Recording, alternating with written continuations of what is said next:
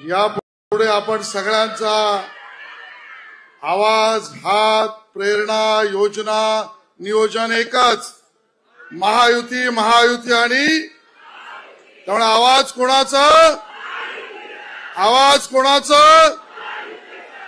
आज या मंचावर आपल्या सगळ्यांचे नेते आणि राज्याचे मुख्यमंत्री सन्माननीय एकनाथ शिंदे साहेब आलेत, त्यांचं स्वागत करण्याची विनंती मी भारतीय जनता पक्षाचे महामंत्री संजय उपाध्याय यांना करतो की त्यांनी माननीय एकनाथ शिंदे साहेबांचं या ठिकाणी जोरदार टाळ्यामध्ये आपण स्वागत करावं।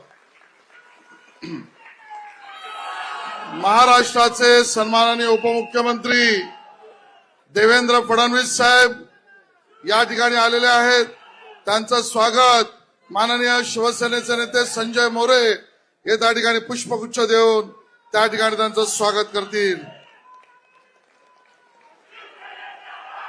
आणि माननीय आपले उपमुख्यमंत्री अर्थमंत्री सन्माननीय अजितदादा पवार यांचं स्वागत सूरज चव्हाण हे आपल्या सगळ्यांच्या वतीने त्या ठिकाणी करतील। जोरदार टाळ्यांमध्ये आपण आपल्या तिन्ही नेत्यांचं या ठिकाणी स्वागत करूया। छत्रपती शिवाजी महाराज की जय जय जय जय जय भवानी। इथले स्थानिक आमदार कॅप्टन तमिल सेल्वन यांनी महायुतीच्या ताकदीचा महाकाय असा एक पुष्प त्याला हार म्हणून आपल्या सगळ्यांच्या वतीने या तिन्ही आणि मंचावरच्या सगळ्या नेत्यांना कॅप्टन तमिल सेल्वन आणि सगळे सहकारी त्यांचं स्वागत करत आहेत।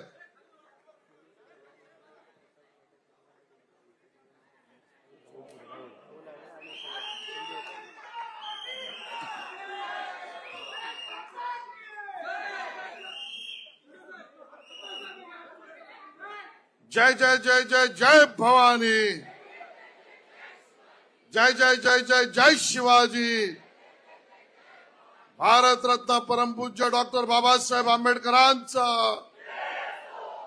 मंचावर आपल्या ठिकाणी आपले केंद्रीय मंत्री सन्माननीय पियुष गोयल जे आहेत त्यांचंही स्वागत राहुल शेवाळे हे आपल्या सगळ्यांच्या वतीने माननीय केंद्रीय मंत्री पियुष गोयल साहेबांचं या ठिकाणी पुष्पगुच्छ देऊन स्वागत करतील। माननीय पियुष गोयल जी।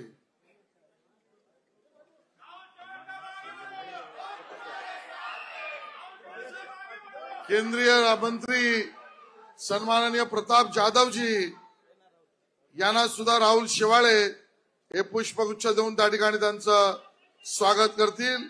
माननीय प्रताप जाधव जी।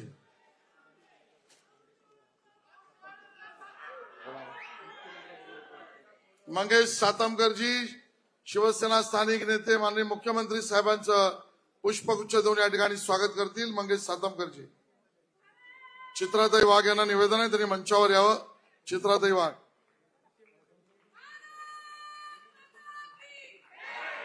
दोन्ही माननीय उपमुख्यमंत्र्यांना या ठिकाणी पुष्पगुच्छ त्या ठिकाणी देण्यात येतो आहे।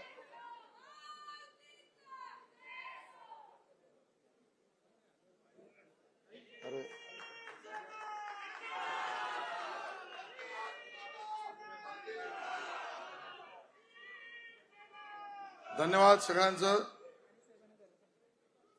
माननीय नारायणराव राणे साहेबांना पुष्पगुच्छ आपण त्या ठिकाणी देतो। शीतलताईंना निवेदन आहे की आपण त्यांना पुष्पगुच्छ देऊन त्या ठिकाणी स्वागत करावं।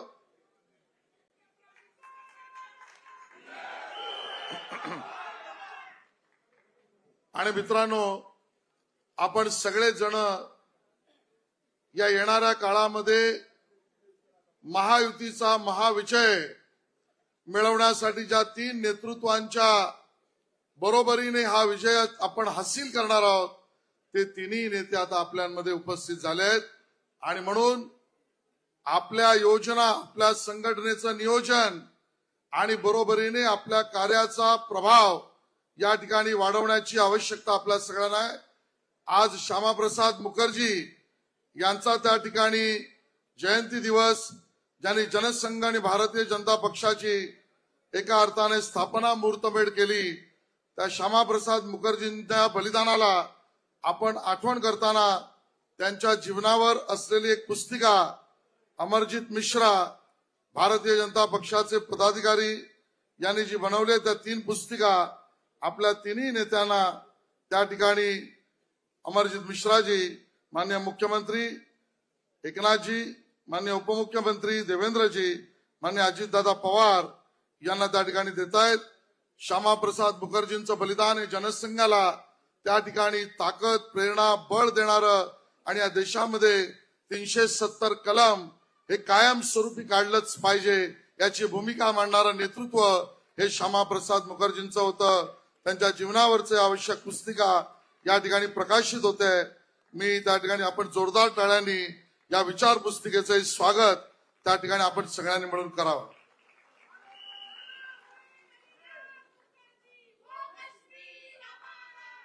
धन्यवाद। आपण आता कार्यक्रम पुढे घेऊन जाऊया आणि आपण सगळ्यांनीच किंबहुना सगळ्या महाराष्ट्रानेच पाहिलं आणि केवळ महाराष्ट्रानेच नाही तर संपूर्ण देशाने ज्याची तारीफ केली असा जनहिताचा, सामान्य माणसाला, गरीब माणसाला, मध्यमवर्गीय माणसाला, शेतकऱ्यांना, विशेषतः आमच्या माता भगिनींना, आमच्या भावांना सुद्धा डोळ्यासमोर ठेवून एक असा ऐतिहासिक अर्थसंकल्प ज्यांनी या महाराष्ट्रात समोर दिला त्या अर्थमंत्री आणि या राज्याचे उपमुख्यमंत्री सन्माननीय अजितदादांना मी विनंती करतो की त्यांनी आपल्या सगळ्यांना या ठिकाणी मार्गदर्शन मान्य अजितदादांनी करावं।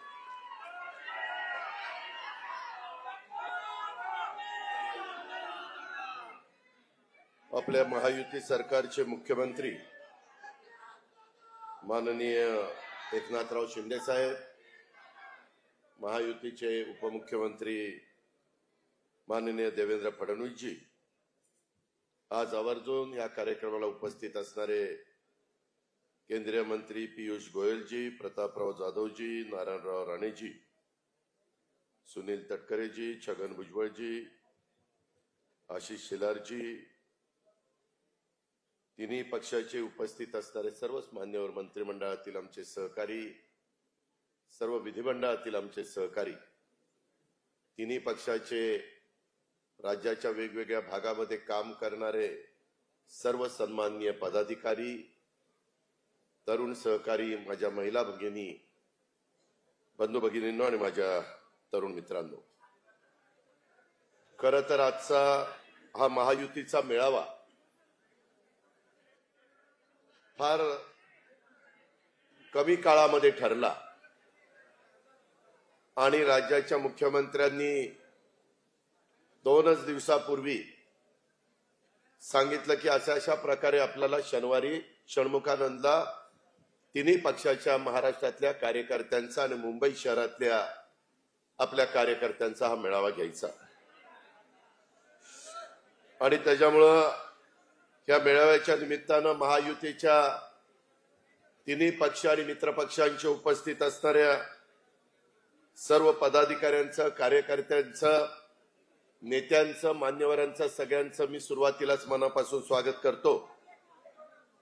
मित्रांनो, महायुतीच्या सरकारच्या माध्यमातून गेल्या 2.5 वर्षाच्या काळामध्ये अनेक लोकहिताचे, अनेक विकासाचे अशा प्रकारचे निर्णय मार्गी लावण्याचा प्रयत्न एकनाथरावांनी, देवेंद्रजींनी आणि सगळ्या त्यांच्या सहकार्यांनी महाराष्ट्रामध्ये केला।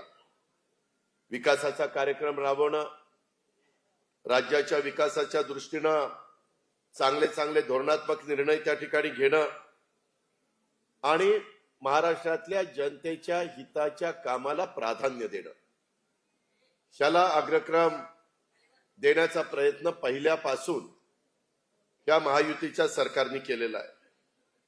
आज राज्याचे प्रमुख म्हणून एकनाथराव शिंदे किंवा उपमुख्यमंत्री देवेंद्र फडणवीस, आम्ही सगळेजण मुख्यमंत्री, उपमुख्यमंत्री या नात्याने राज्याच्या सर्वांगीण शाश्वत विकासाचं काम करण्याचा प्रयत्न करतोय। एक गोष्ट मधल्या काळामध्ये घडली की लोकसभेच्या निवडणुका झाल्या. लोकसभेमध्ये आपण जे अंदाज व्यक्त केलेला होता तो अंदाज आपल्याला पूर्ण करता आला नाही. तसं यश महाराष्ट्रामध्ये आपल्याला मिळालं नाही.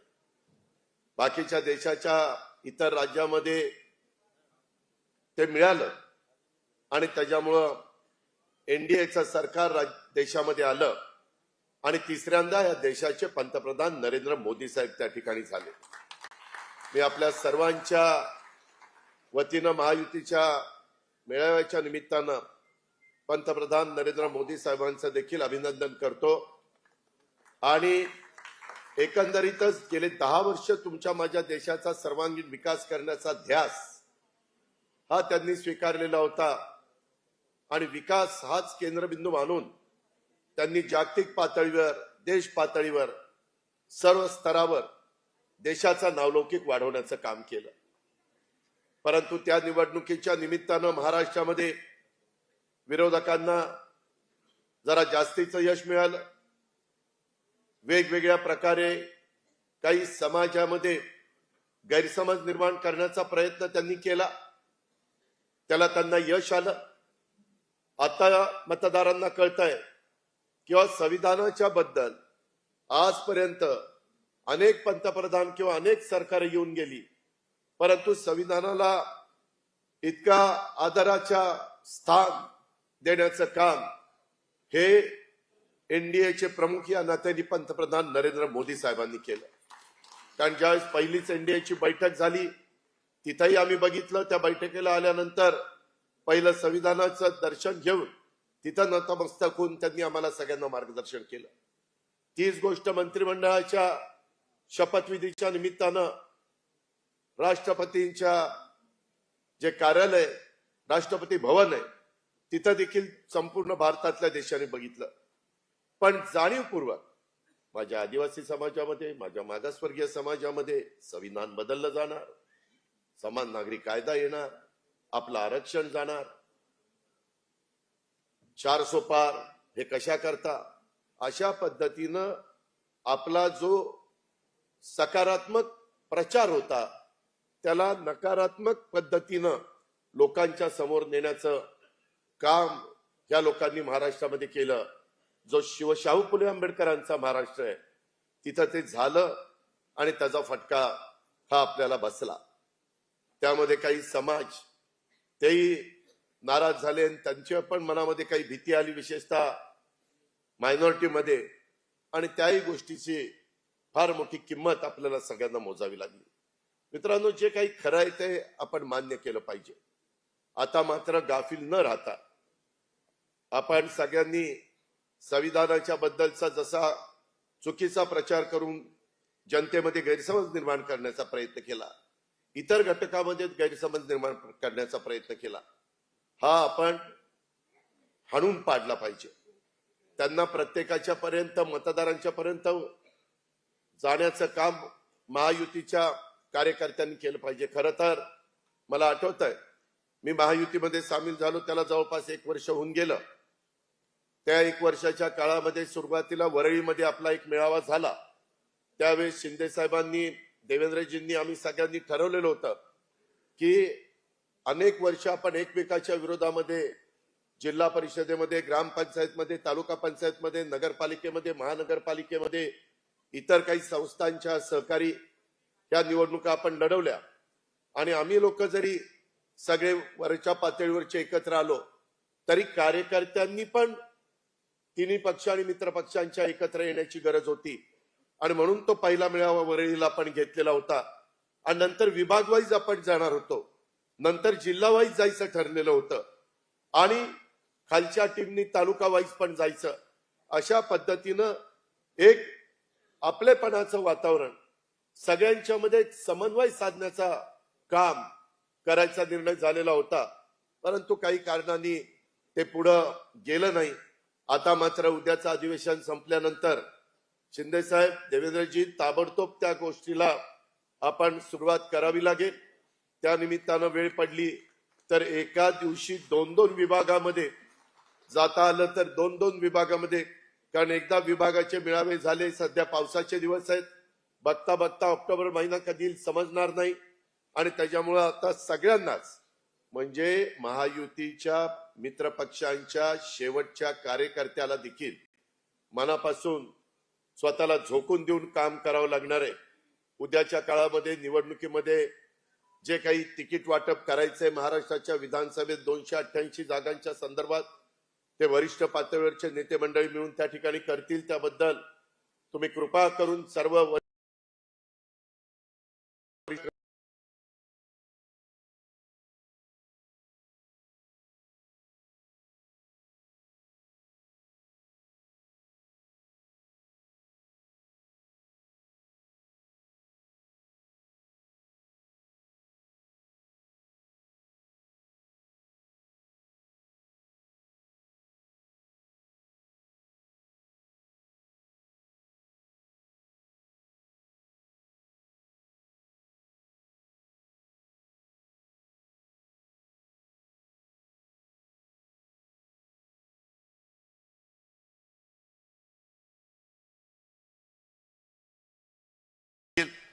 त्या सगळ्यांना ह्या मेळाव्याच्या निमित्तानं महाराष्ट्रातल्या माझ्या मुलींना, मातांना, भगिनींना सांगायचं, आपल्याला सगळ्यांना सांगायचंय की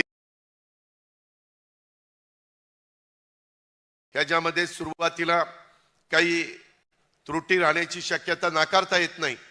आम्ही ताबडतोब त्याच्यामध्ये तुम्हाला बघायला मिळालं असेल. पहिल्यांदा 21 ते 60 होतं, लगेच 21 ते 65 केलं.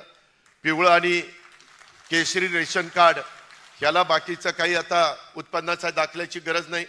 असं जास्तीत जास्त कसं सुसह्य होईल, माझ्या माता भगिनींना जास्त हेलपाटे मारावे लागणार नाही. मला कार्यकर्त्यांना सगळ्यांना सांगायचं की ही योजना आपण प्रत्येकाने प्रयत्न करून त्या भगिनींच्या पर्यंत पोहोचवायची, त्या मातेच्या पर्यंत पोहोचवायची. आणि ही पोहोचवत असताना कुठेही कुणी गडबड करत असेल, काही पैसे मागत असेल, काही वेगवेगळे प्रकार करत असतील तर ह्याला अजिबात थारा देता कामा नये. त्याबद्दल अतिशय कडक भूमिका ह्या आपल्या महायुतीच्या सरकारने स्वीकारलेली आहे. आणि त्याच्याबद्दल मध्ये एक तलाट्याने काही गडबड केली तर त्याच्यावर ताबडतोब ऍक्शन घेण्यात आली.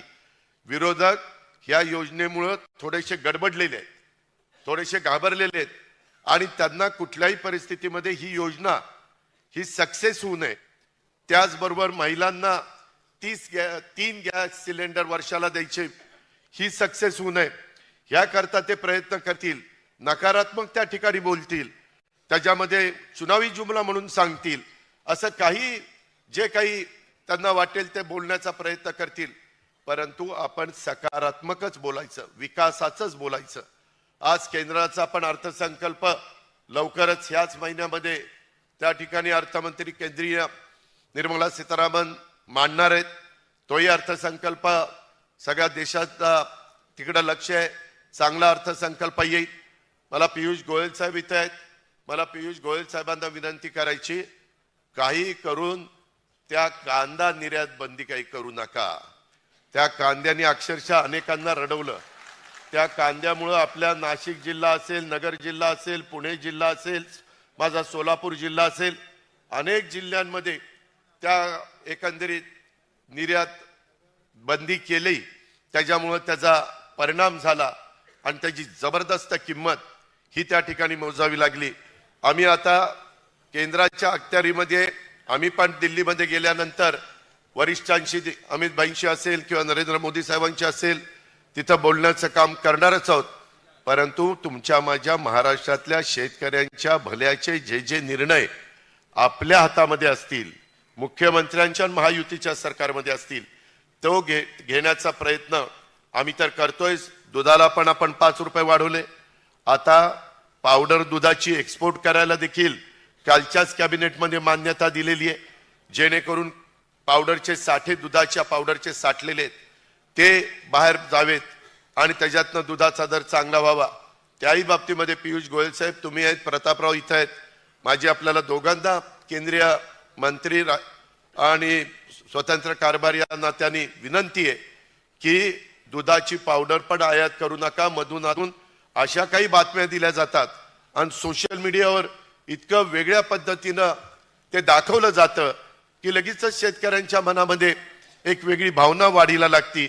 त्याच्यामुळं अशा पद्धतीनं कुठं घडत असेल आणि ते होणारच नव्हतं तरी देखील दाखवण्याचा प्रयत्न करत असेल तर त्याला काउंटर अटॅक देखील झाला पाहिजे. त्याकरता आपला तिन्ही पक्षांचा मित्र पक्षांचा सोशल मीडिया हा जास्त ऍक्टिव्हपणे काम कसा करेल याबद्दल पण आपल्याला सगळ्यांना जागृत राहून काम करावं लागणार आहे. ही पण गोष्ट मी आवर्जून ह्या मेळाव्याच्या निमित्तानं आपल्याला सगळ्यांना सांगतो. त्याच्या संदर्भामध्ये ज्या गोरगरीब मुलींना शिक्षण घेता येत नव्हतं त्यांनाही आता पुढचं कॉलेजचं शिक्षण मोफत घेण्याच्या बद्दलचा पण निर्णय ह्या राज्य सरकारने घेतलेला आहे. ज्यावेळेस एखादी मुलगी आपण SC आणि ST ला तो निश्चितपणे त्यांच्याकरता ही योजना राबवत होतोच, परंतु इतर समाजातला जो घटक आहे पण तो गरीब आहे त्या गरीब देखील मुलींना शिकण्याचा पूर्ण अधिकार आहे.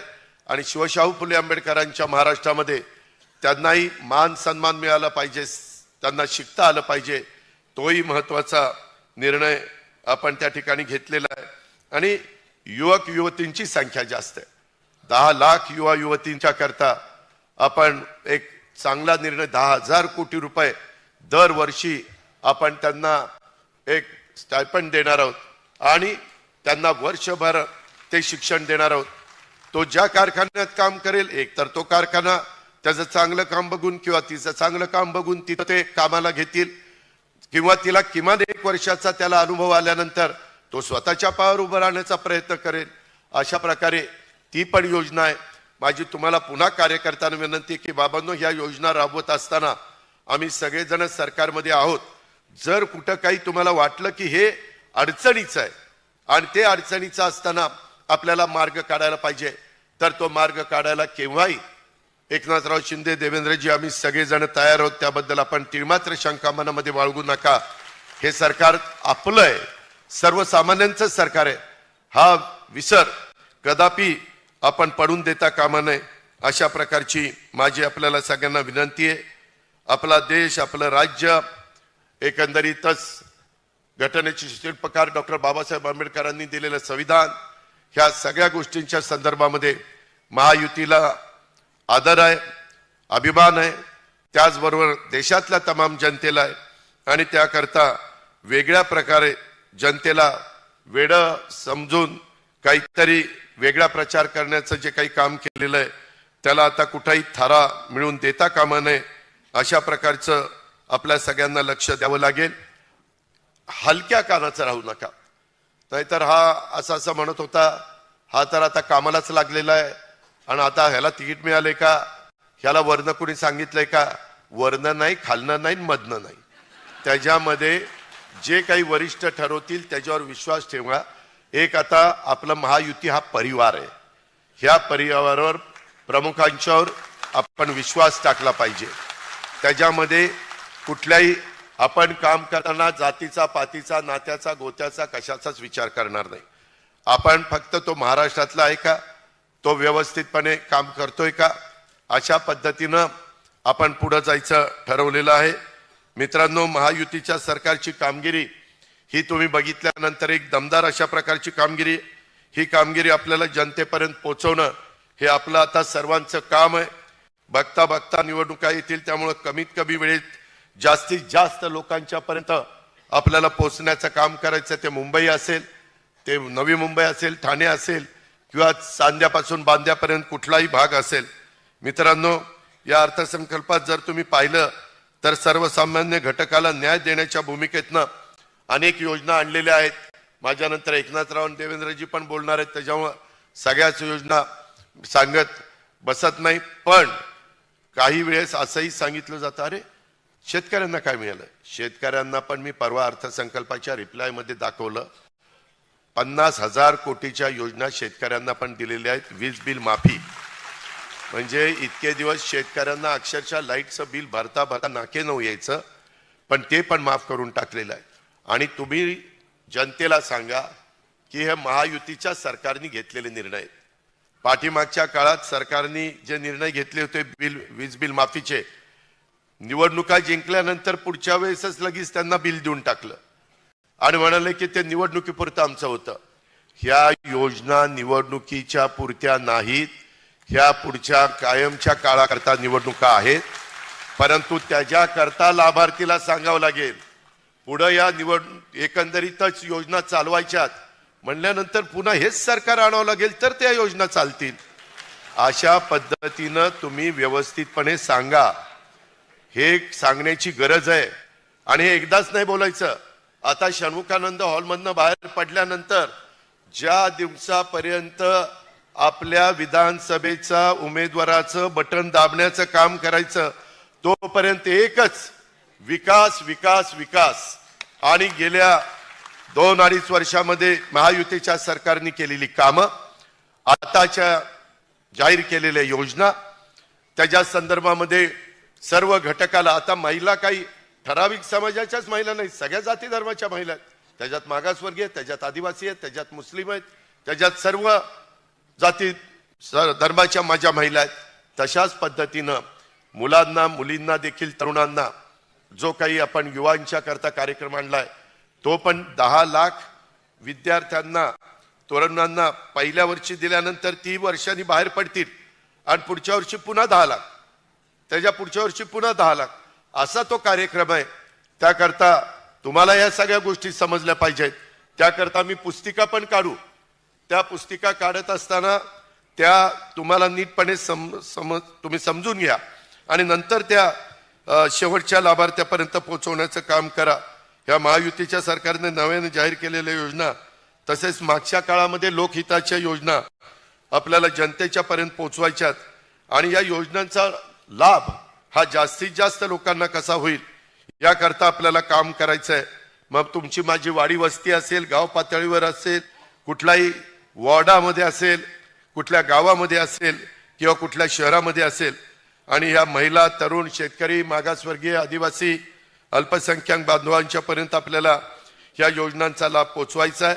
शासकीय योजनांचा लाभ मिळवून देण्याकरता त्याचा फॉर्म भरून घेणं, पात्र कुटुंबांना योजनेचा लाभ मिळवून देण्याच्या करता कागदपत्र काढण्याच्या करता मदत करणं, सरकारी कार्यालयात जर कुठल्या अडचणी आल्या तर त्या सोडवण्याच्या करता मदत करणं, हे काम बूथ पातळीपर्यंत महायुतीच्या कार्यकर्त्यांनी त्या ठिकाणी केलं पाहिजे. पक्षाच्या पदाधिकाऱ्यांनी पक्षाच्या कार्यालयाच्या माध्यमातून शासकीय योजनांच्यासाठी लोकांना मदत झाली पाहिजे.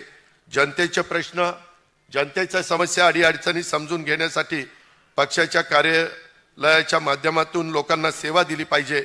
आपल्या महायुतीच्या पक्षाचं कार्यालय किंवा आपल्या मित्रपक्षांचं कार्यालय हे लोकांच्यासाठी आहे, त्यांच्या समस्या सोडवण्यासाठी आहे. हा विश्वास आपण लोकांच्या मध्ये निर्माण केला पाहिजे. ह्याच्यामध्ये वारकरी संप्रदायाकरता देखील खूप चांगल्या प्रकारच्या योजना ह्या देखील दिलेल्या आहेत. इतके वर्ष अनेक सरकार आली परंतु कधी वारकरी किंवा वारकऱ्यांच्या दिंड्या ह्याला त्या ठिकाणी मदत झालेली नव्हती, परंतु तिथं देखील मदत करण्याचे काम हे मुख्यमंत्री एकनाथराव देवेंद्रजी आणि महायुतीच्या सरकारने केलेलं आहे. केवळ योजनांची माहिती ही सोशल मीडियाच्या माध्यमातून देऊन चालणार नाही, तर त्यासाठी कागदपत्रांची किंवा विविध अडचणींच्या साठी सोडवण्यासाठी जी काही मदत लागेल ती आपल्या पक्षाच्या कार्यालयातनं उपलब्ध करून दिली गेली पाहिजे. ह्याकरता हा मेळावा आहे. बूथ पातळीवर काम, गाव पातळीवर कागदपत्राच्या वाटपाची शिबिरं ही आपल्याला घ्यावी लागतील. दलालांच्याकडनं योजनांच्यासाठी लोकांच्याकडनं पैसे उकळण्याचं काम जर केलं जात असेल तर ते तिथल्या तिथं थांबवलं गेलं पाहिजे. ह्याच्यामध्ये कुठंही महायुतीच्या छोट्या मोठ्या कार्यकर्त्याच्याकडनं किंवा कुणाकडनंही बदनामी महायुतीची होईल, सरकारची बदनामी होईल, अशा पद्धतीनं कुठली गोष्ट घडता कामा नये. जर असं काही घडलं तर तो कुठल्याही पक्षाचा असला तरी देखील त्याच्यावर ऍक्शन घेतली जाईल. तुम्ही काही आता मलाच सगळं समजते असं त्या ठिकाणी वागायचं कारण नाही. ही पण बाब आपण लक्षात घ्या. मित्रांनो, महायुती सरकारच्या माध्यमातून आपण राज्याला प्रगतीपथावर नेण्याच्या करता जे अनेक निर्णय घेतलेले आहेत आणि ते सर्वसामान्य शेवटचा जो माणूस आहे त्याला डोळ्यासमोर ठेवून घेतलेले आहेत आणि त्याच्यामध्ये खूप काही गोष्टी अजून त्याच्यामध्ये आहेत. ते आपण पेपरलाही वाचलं असेल. माझ्यानंतर देवेंद्रजी आणि एकनाथराव पण त्या संदर्भामध्ये सांगतील. आणि कुठंही आपल्यामध्ये वादविवाद होता कामा नये. कुठं काही वेडवाकडं घडलं तर ते महायुतीच्या कार्यकर्त्याकडनं घडलं असं अजिबात होता कामा नये. त्याच्यामध्ये इलेक्ट्रॉनिक मीडिया, प्रिंट मीडिया मग बातम्या दाखवतं आणि बघा हे कसे वागतात, कसे बोलतात, कशा पद्धतीनं त्यांच्याकडनं कृत्य घडतं, असं अजिबात कुणाकडनं घडता कामा नये.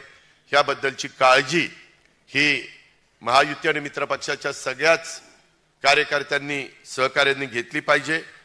महायुती आम्ही वरिष्ठ पातळीवर सामंजस्य भूमिकेतून निर्णय घेणार आहोत.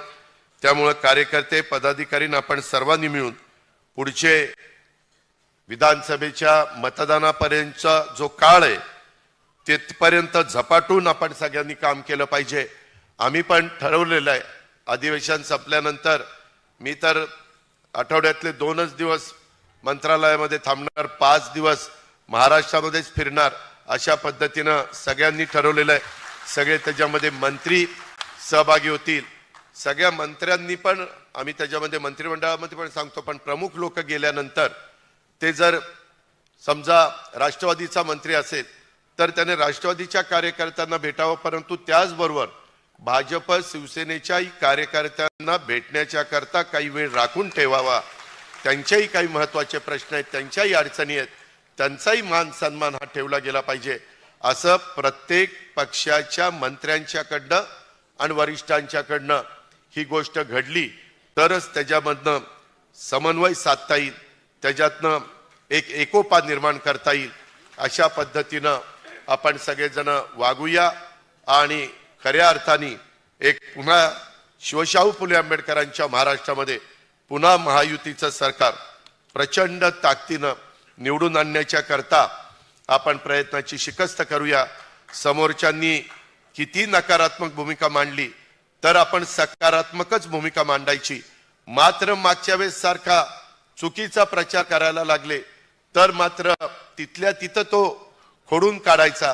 तिथल्या तिथं प्रत्येकाच्या पर्यंत आपल्याला पोहोचून ते समजावून सांगावं लागेल. ते काम मात्र आपल्याला करावंच लागेल. त्याकरता हा मेळावा इथं आयोजित केलेला होता.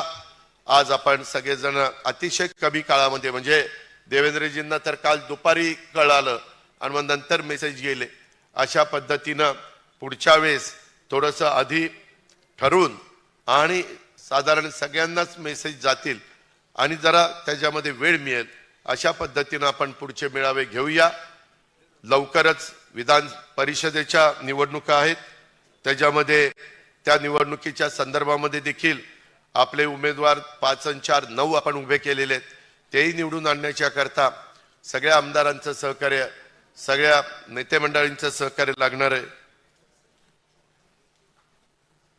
हे पण मी आपल्याला सगळ्यांना ह्या निमित्तानं सांगतो.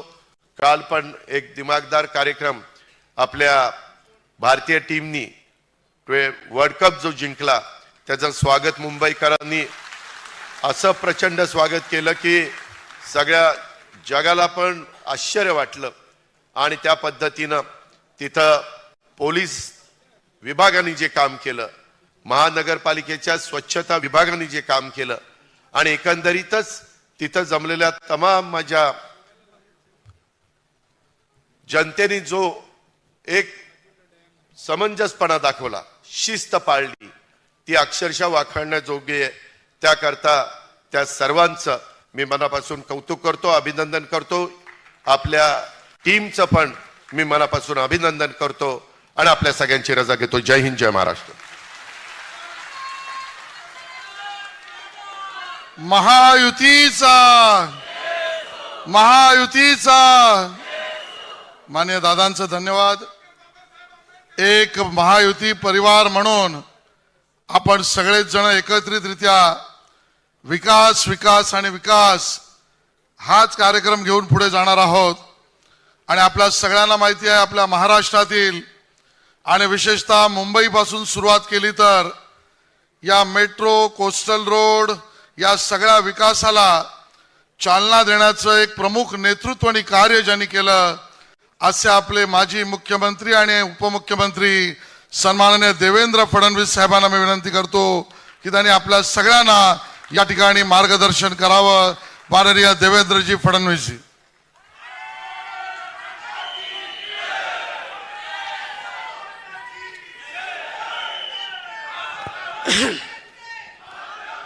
हिंदवी स्वराज्याचे सरसंस्थापक छत्रपती शिवरायांना मानाचा मुजरा करतो।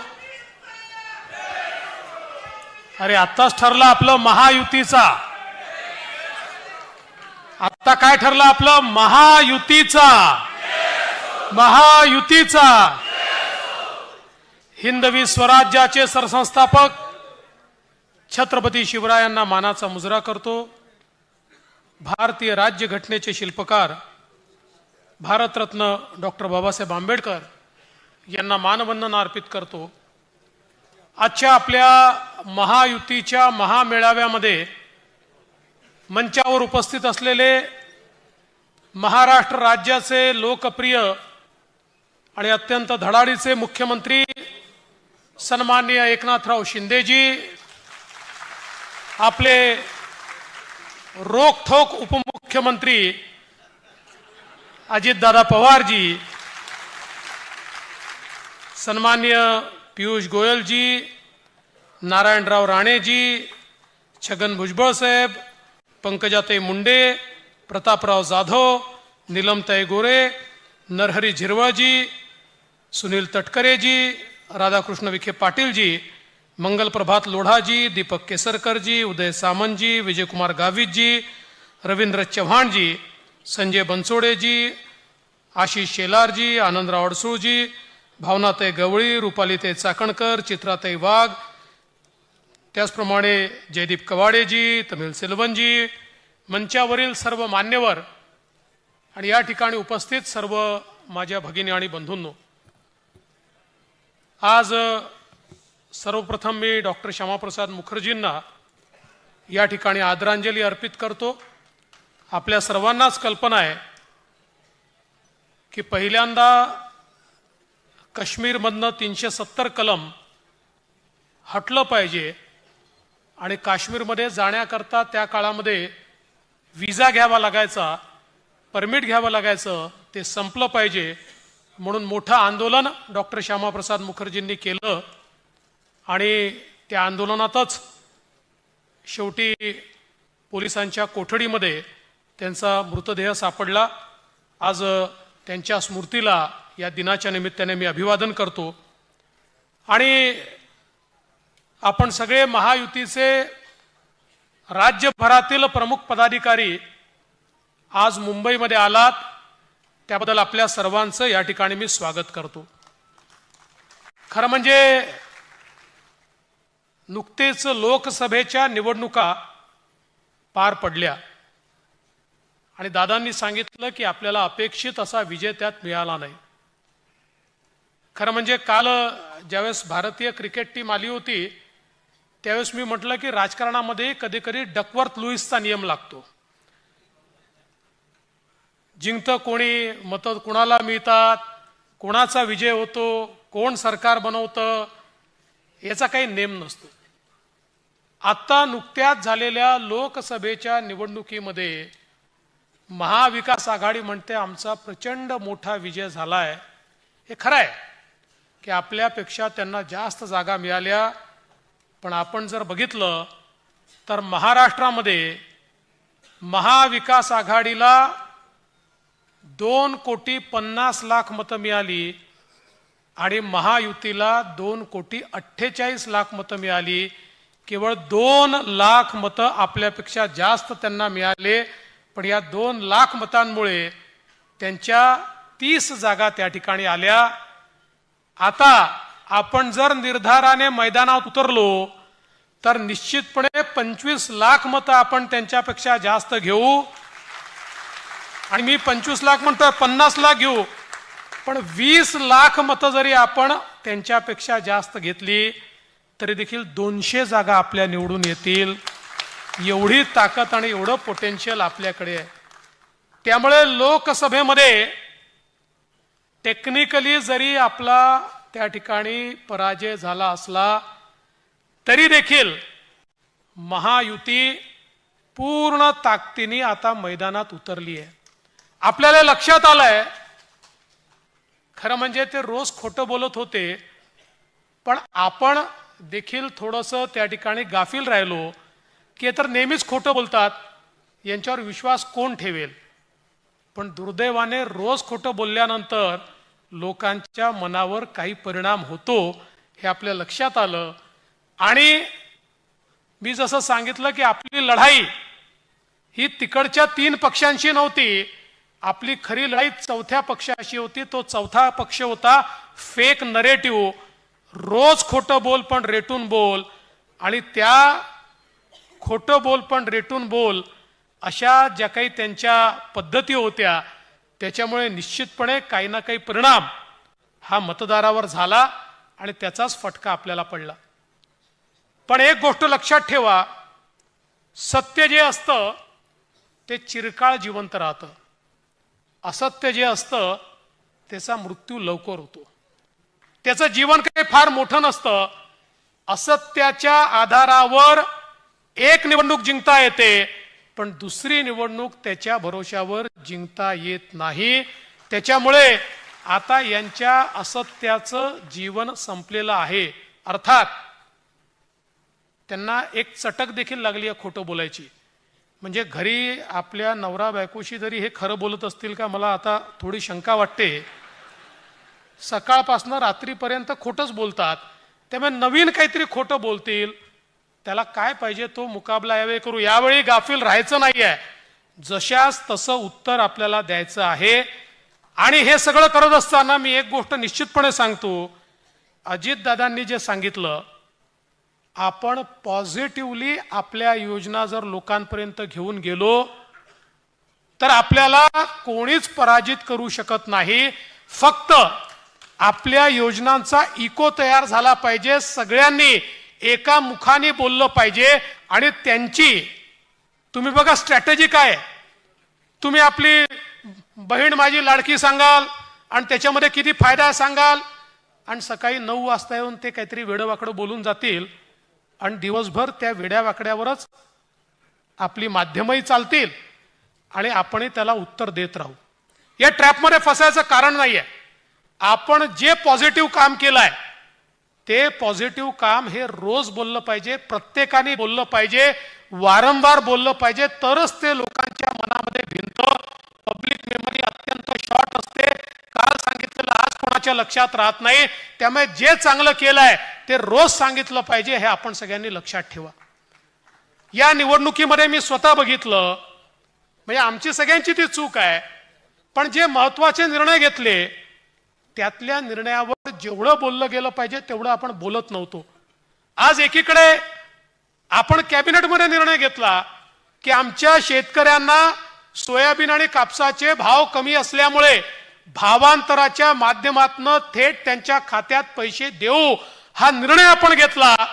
पण दुर्दैवाने पूर्ण निवडणुकीमध्ये कोणीही याच्याबद्दल बोलत नव्हतं. निर्णय घेऊन फायदा काय? निर्णय कम्युनिकेट झाला पाहिजे. आता हे पैसे, कारण आपण तो निर्णय घेतला आणि तिसऱ्या दिवशी आचारसंहिता लागली, त्यामुळे आपण निवडणुकीपूर्वी ते पैसे शेतकऱ्याच्या खात्यात देऊ शकलो नाही. पण आता अजितदादांनी या अर्थसंकल्पामध्ये ते पैसे ठेवले आहेत. आता लवकरच मागच्या खरीपामध्ये आमच्या शेतकऱ्याला कापसामध्ये आणि सोयाबीनमध्ये जे नुकसान झालं त्याचे पैसे आता त्याच्या खात्यामध्ये त्या ठिकाणी थेट जाणार आहेत. आणि म्हणून आज आपण पाहू शकतो, आम्ही बहीण लाडकी, मुख्यमंत्री माझी बहीण लाडकी योजना सुरू केली.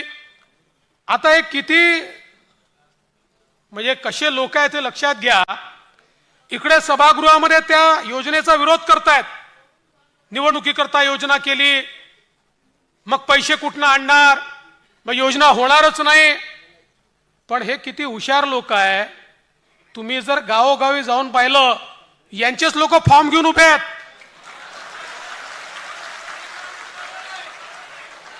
हा फॉर्म घराघरात वाटतायत. म्हणजे हे जे भाऊ आहेत सावत्रासारखे तिथे विधानसभेमध्ये आपल्या बहिणीच्या योजनेचा विरोध करतात, ते सख्य झाल्याचा आव्हानात जणू काही त्यांच्याच खिशातनं आता पैसे देणार आहेत असे घरोघरी फिरून राहिले आहेत. त्यामुळे अशा बेगडी भावांपासूनही सावध राहावं लागेल. आणि आपल्यालाही हे सांगावं लागेल की बहिणींनो, तुमचे खरे भाऊ या मंचावर बसलेले आहेत, हे त्यांच्यापर्यंत पोचवावं लागेल. नवीन योजना आहे. दादांनी सांगितलं आपण या योजनेमध्ये सगळ्या अटी शर्ती काढून टाकल्या आहेत, काही काळजी करायचं कारण नाही. माध्यमांना देखील सांगू इच्छितो की आपणही लक्षात घ्या, कुठल्याही अटी शर्ती आता याच्यामध्ये नाहीत. कारण आमच्या समोर प्रश्न आले, ते जेन्युइन प्रश्न होते की या ठिकाणी समजा रहिवासी दाखला तर बाबा मध्य प्रदेशातनं किंवा दुसऱ्या भागातनं कर्नाटकातनं त्या ठिकाणी 15 वर्षापूर्वी लग्न होऊन एक भगिनी इकडे आली आहे, पण आता तिचा रहिवासी दाखलाच नाही आहे, तर काय करायचं? आम्ही सांगितलं हरकत नाही, नवऱ्याचा तर असेल, नवऱ्याचा दाखला, बरं तोही दाखला म्हणून कुठल्याही तहसीलदाराकडे जाण्याची आवश्यकता नाही. 15 वर्षापूर्वीचं मतदार यादीतलं नाव चालेल, 15 वर्षापूर्वीचं रेशन कार्ड चालेल, 15 वर्षापूर्वीचं घराचं डॉक्युमेंट असेल ते चालेल. कुठलंही 15 वर्षापूर्वीचं डॉक्युमेंट असेल तर ते डॉक्युमेंट त्या ठिकाणी नवऱ्याच्या डॉक्युमेंटवर, पत्नीला किंवा वडिलांच्या डॉक्युमेंटवर मुलीला त्या ठिकाणी योजना मिळणार आहे. त्यानंतर उत्पन्नाच्या दाखल्याकरता कोणालाही रांग लावायची आवश्यकता नाही, कारण ज्यांच्याकडे पिवळे आणि केशरी रेशन कार्ड आहेत अशा सगळ्यांना त्या ठिकाणी ही योजना लागू करण्यात आलेली आहे. त्यामुळे ते कार्डच त्यांचा उत्पन्नाचा दाखला समजला जाईल.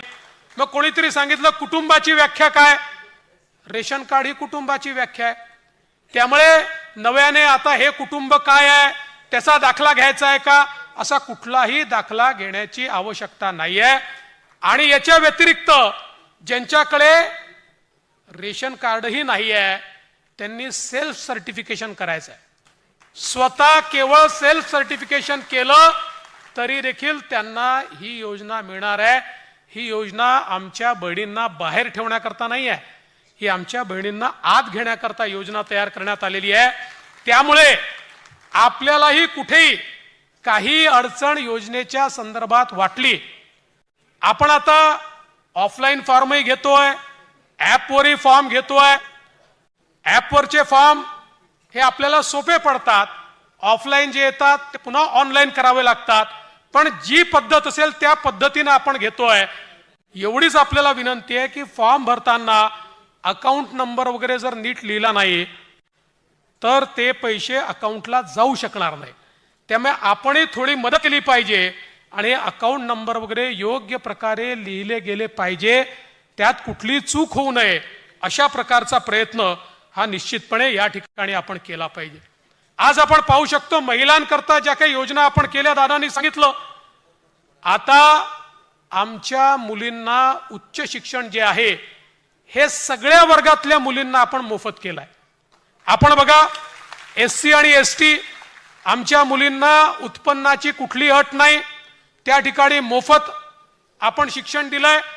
आणि OBC, SBC किंवा ओपन या कुठल्याही कॅटेगरीमध्ये त्या ठिकाणी जर 8 लाखाच्या कमी उत्पन्न असेल तर त्या सगळ्या मुलींना जात पाळणार नाही, धर्म पाळणार नाही, भाषा पाळणार नाही, त्या सगळ्या मुलींना आपण मोफत शिक्षण, उच्च शिक्षण देण्याचा निर्णय घेतलाय. प्रायव्हेट कॉलेज मधली त्यांची फी ही राज्य सरकार या ठिकाणी भरताय.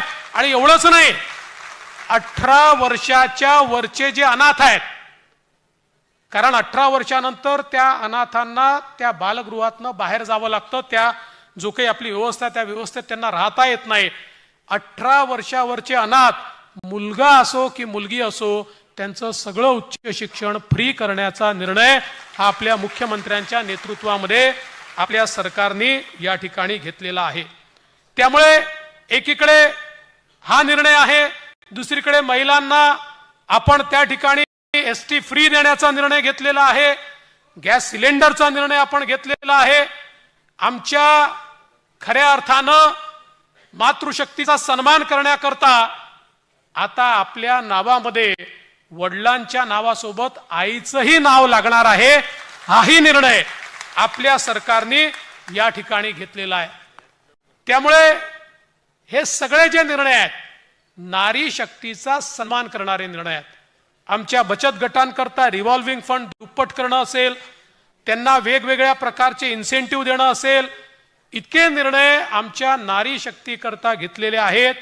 त्यामुळे आपल्या महायुतीच्या सगळ्या महिला पदाधिकाऱ्यांना माझी विनंती आहे की हे निर्णय म्हणजे पुरुषांनी पोचवायचे नाही असं नाही, तुम्ही पोचवायचेच आहेत, पण महिलांची एंट्री किचन पर्यंत असते.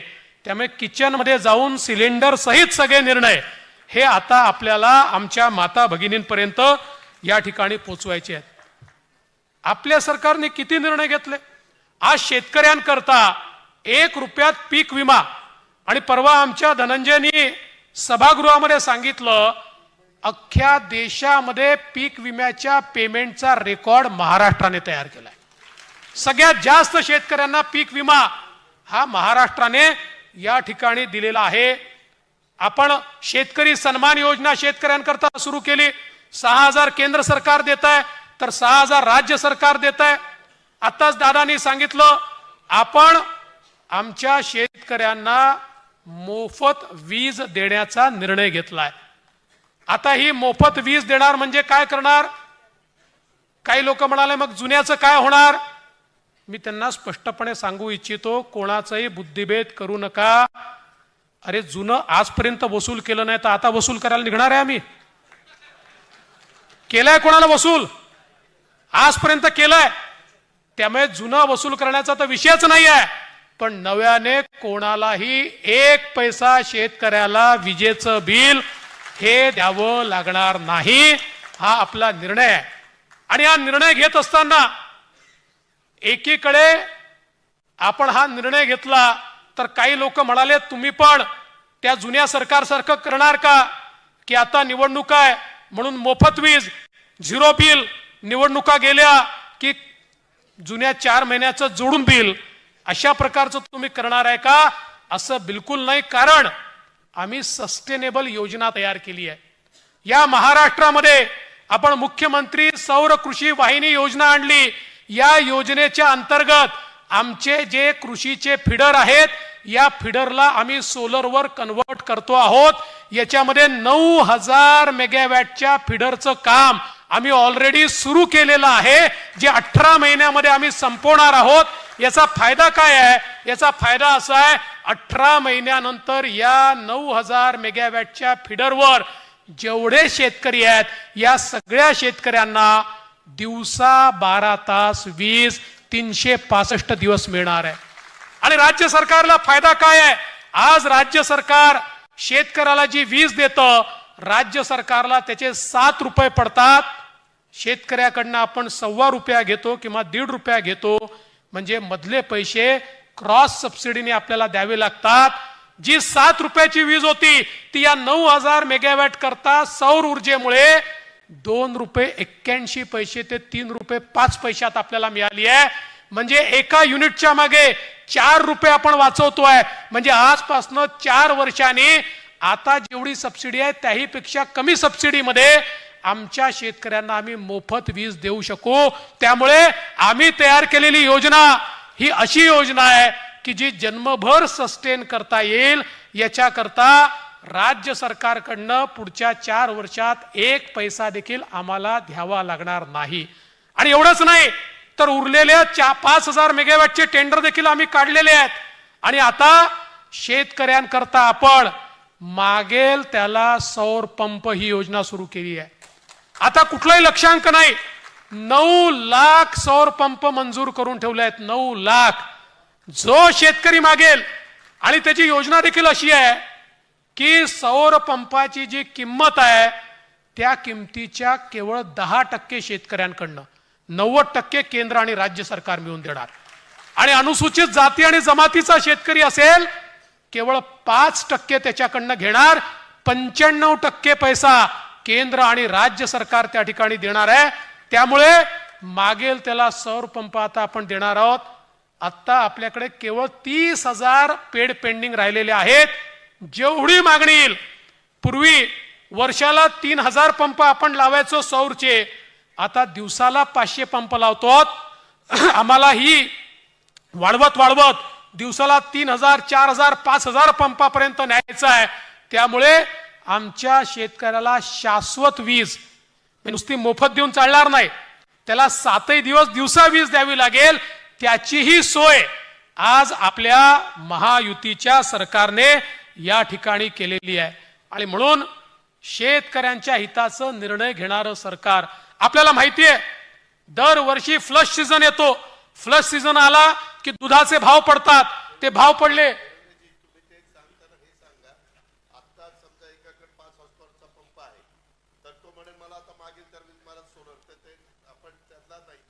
नाही, आणि आता जर तुमच्याकडे इलेक्ट्रिकचा पंप असेल तर तुम्ही सोलर मागू नका. याचं कारण त्या पंपाच्या विजेचं बिल तर तुम्हाला द्यायचंच नाही आहे, पण त्याला येणारी जी इलेक्ट्रिसिटी आहे तीच आम्ही सोलर मधनं तुम्हाला देतोय. त्यामुळे तुमचा पंप आता कन्वर्ट करण्याची आवश्यकता नाही आहे. ज्याला नवीन पंप हवा असेल त्यांनी मात्र सोलर पंपच आम्हाला मागावा, जेणेकरून आपल्याला हळूहळू सगळे नवीन पंप हे सोलरमध्ये त्या ठिकाणी निश्चितपणे कन्वर्ट करायचे आहेत. हे सगळं होत असताना दुधाच्या संदर्भात आपल्याला माहिती आहे की त्याचे भाव खाली जातात. या सरकारने निर्णय घेतला दुधाला लिटर मागे 5 रुपये अनुदान थेट शेतकऱ्यांना आपण देणार आहोत. आणि त्याच वेळी दुधाची जी भुकटी आहे त्याला देखील 30 रुपयाचं अनुदान हे कन्व्हर्शन करता आणि एक्सपोर्ट करता आपण देणार आहोत. म्हणजे दुधाचे भाव देखील कुठल्याही परिस्थितीमध्ये आमच्या शेतकऱ्यांना 30 रुपयाच्या वर 35 रुपयापर्यंत मिळाले पाहिजेत, याचीही सोय आपल्या सरकारने लावली आहे. आणि मी निश्चितपणे सांगतो की आपल्या शेतकऱ्याच्या पाठीशी पूर्ण ताकदीने राज्याचं सरकार उभं आहे. हे सरकार आल्यापासनं वेगवेगळ्या मदतीपोटी शेतकऱ्याला किती पैसे दिले माहिती आहे? 15,000 कोटी रुपये हे शेतकऱ्यांना थेट खात्यामध्ये आपण दिले आहेत. मागच्या उद्धवजींच्या सरकारच्या काळात जी घोषणा झाली होती की जो नियमित कर्ज भरतो त्या शेतकऱ्याला 50 जो प्रोत्साहनपर 50,000 रुपये त्या ठिकाणी देण्याचा निर्णय होता, तोही निर्णय या सरकारने अंमलात आणला आणि जवळपास 15 लाख शेतकऱ्यांना हे प्रोत्साहनपर रुपये त्यांच्या खात्यामध्ये देण्याचं काम या ठिकाणी आपल्या सरकारने केलं. आपण लेक लाडकी सारखी योजना देखील आणली की ज्या योजनेच्या अंतर्गत आमच्या घरी कन्या रत्न त्या ठिकाणी ज्यावेळेस जन्म घेतं तर कन्या रत्नाने जन्म घेतला म्हणजे आपल्या घरात लक्ष्मी आली असं समजून तिचं स्वागत झालं पाहिजे. म्हणून या कन्या रत्नाला त्या ठिकाणी जन्माला आल्यानंतर 5,000 रुपये, त्यानंतर पहिल्या वर्गात गेली तर 5,000 रुपये, 7व्या वर्गात गेली तर 7,000 रुपये, 11व्या वर्गात गेली तर 7,000 रुपये, असं करत ती 18 वर्षाची होईल तेव्हा 1 लाख रुपये या मुलीला त्या ठिकाणी मिळतील. ही देखील योजना आज आपण आणलेली आहे. खरं म्हणजे मी याकरता या सगळ्या गोष्टी सांगतोय. आपल्या सरकारने सिंचनाच्या क्षेत्रामध्ये देखील अतिशय चांगलं काम केलंय. मागच्या सरकारच्या काळामध्ये परवाच आमच्या अजितदादांनी जयंतराव पाटलांची फिरकी देखील घेतली आणि जयंतरावांना विचारलं की जयंतराव सांगा तुमच्या काळामध्ये किती प्रकल्पांना तुम्ही मान्यता, फेर प्रशासकीय मान्यता दिली? जयंतराव बिचारे हसले, कारण त्यांना देताच आली नव्हती. सुप्रमा देताच आली नव्हती. आपल्या सरकारनं माननीय शिंदे साहेबांच्या नेतृत्वात 120 पेक्षा जास्त प्रकल्पांना मान्यता दिली. 8 लाख हेक्टर जमीन ही ओलिताखाली येईल अशा प्रकारचे अभूतपूर्व प्रकल्प आज आपले चालले आहेत. आणि याच्यासोबत अत्यंत महत्वपूर्ण असलेले नदीजोड प्रकल्प, वैनगंगा, नळगंगा सारखा प्रकल्प टेंडर स्टेजला आपण आणलेला आहे. त्या ठिकाणी पश्चिमी वाहिन्यातनं वाहून जाणारे जे प्रकल्प आहेत ज्याचं पाणी आपल्याला उत्तर महाराष्ट्रात आणि मराठवाड्यामध्ये आणायचं आहे, जवळपास ते देखील आता अंतिम स्टेजला आपण आणतो आहोत. 50 TMC पाण्याचं नार पारचे सारखे आपले प्रकल्प आहेत, हा देखील आपण MWRRA लेवलवर आणलाय. त्यामुळे या महाराष्ट्रामध्ये जवळजवळ 1.25 लाख कोटी रुपयाचे नदी जोड प्रकल्प हे मार्गी लावण्याचं काम या सरकारने या ठिकाणी केलंय. आणि मी तुम्हाला दाव्याने सांगतो, हे प्रकल्प ज्या दिवशी पूर्ण होतील त्या दिवशी महाराष्ट्रातनं दुष्काळ नामशेष होईल. नामशेष. मागच्या पिढीने दुष्काळ पाहिला, पुढची पिढी दुष्काळ पाहणार नाही. इतक्या मोठ्या प्रमाणात हे पाणी या महाराष्ट्रात उपलब्ध होणार आहे आणि विशेषतः महाराष्ट्राचं अवर्षण प्रवण क्षेत्र हे पूर्णपणे त्या ठिकाणी मुक्त होणार आहे। अगदी आपल्याला माहिती आहे की सातारा, सांगली आणि कोल्हापूरला जो सातत्याने येणारा पूर आहे, त्या पुराचं पाणी देखील डायव्हर्जन कॅनलने दुष्काळी भागामध्ये आणण्याच्या योजनेला वर्ल्ड बँकेने मंजुरी दिलेली आहे। त्यामुळे एकीकडे तिकडे पूर येणार नाही आणि दुसरीकडे ते पाणी दुष्काळी भागापर्यंत जाईल। या योजना देखील मोठ्या प्रमाणात आपण केल्या आहेत आणि यासोबत सगळ्या घटकांना, मग ते आमच्या आशा सेविका असतील, अंगणवाडी सेविका असतील, आमचे पोलीस पाटील असतील, आमचे ग्रामसेवक असतील, अशा सगळ्या घटकांना त्यांचं मानधन वाढवून त्यांना न्याय देण्याचं काम हे आपल्या सरकारने या ठिकाणी केलं आहे। खरं म्हणजे योजना 24 आहेत, मी सगळ्या सांगितल्या तर तुम्ही विसरून जाल, पुढे पाठ होईल आणि मागे सपाट होईल। त्यामुळे या योजनांची पुस्तिका ही निश्चितपणे मी आपल्यापर्यंत आम्ही सगळे मिळून पोहोचवण्याचा प्रयत्न करू। माझी विनंती एवढीच आहे, ज्या घटकाकरता ज्या योजना तयार झालेल्या आहेत, महात्मा फुले जनआरोग्य योजनेसारखी चांगली योजना, अशा ज्या घटकासारख्या ज्या योजना तयार झालेल्या आहेत त्या घटकांपर्यंत त्या योजना पोहोचवण्याचं काम हे आपण या ठिकाणी केलं पाहिजे। आणि हे जर काम केलं, खरं आपल्याकरता कोणी काय केलंय हे जर जनतेला समजलं, कोण काम करणार आहे आणि कोण बोलबचन भैरवी आहे हे जर लोकांच्या लक्षात आलं, तर आपल्याला काहीही करायची आवश्यकता नाही आहे। खरं म्हणजे शहरांमध्ये झालेलं काम मी सांगितलंच नाही आहे, ते सांगून अजून अर्धा तास आपला घ्यायचा नाही आहे, पण सगळ्या शहरांमध्ये देखील अभूतपूर्व काम या सरकारच्या काळात झालंय। मुंबईचा चेहरा बदलतोय, पुण्याचा चेहरा बदलतोय, नागपूरचा बदलतोय, नगरपालिकेचं क्षेत्र, नगरपंचायतचं क्षेत्र, एवढा पैसा आपण त्या ठिकाणी दिलाय, एवढी कामं आपण त्या ठिकाणी केली आहे। केवळ ही सगळी कामं कोण करताय हे जनतेपर्यंत पोहोचणं अत्यंत आवश्यक आहे। त्यामुळे माझी आपल्याला एवढीच विनंती आहे की आता आपण सगळ्यांनी आपल्या कामाचा प्रवक्ता झालं पाहिजे। बघा, पत्रकारांना हिंदीमध्ये संवाददाता म्हणतात, संवाददाता, तसं आपल्या सगळ्यांना संवाददाता झालं पाहिजे, संवाद साधला पाहिजे, लोकांपर्यंत काम पोहोचवलं पाहिजे। आणि हे सगळं करत असताना मी सगळ्या पक्षांच्या नेत्यांना विनंती करतो, आपण जर महायुतीमध्ये एकत्रित आहोत, आज आपलाच अनेक वेळा आपापसात विसंवाद दिसतो, आपलेच प्रवक्ते एकमेकाच्या विरोधात काय काय बोलतात, हे बंद केलं पाहिजे। आणि कोणाला जर बोलायची खुमखुमी आलीच तर पहिल्यांदा आपापल्या नेत्यांना विचारा की मला खुमखुमी आली आहे, मी हे बोलू का? आणि नेत्यांनी हो म्हटलं तर मग बोलून टाका, मग काही अडचण नाही आहे, तुमची खुमखुमी पूर्ण करून घ्या।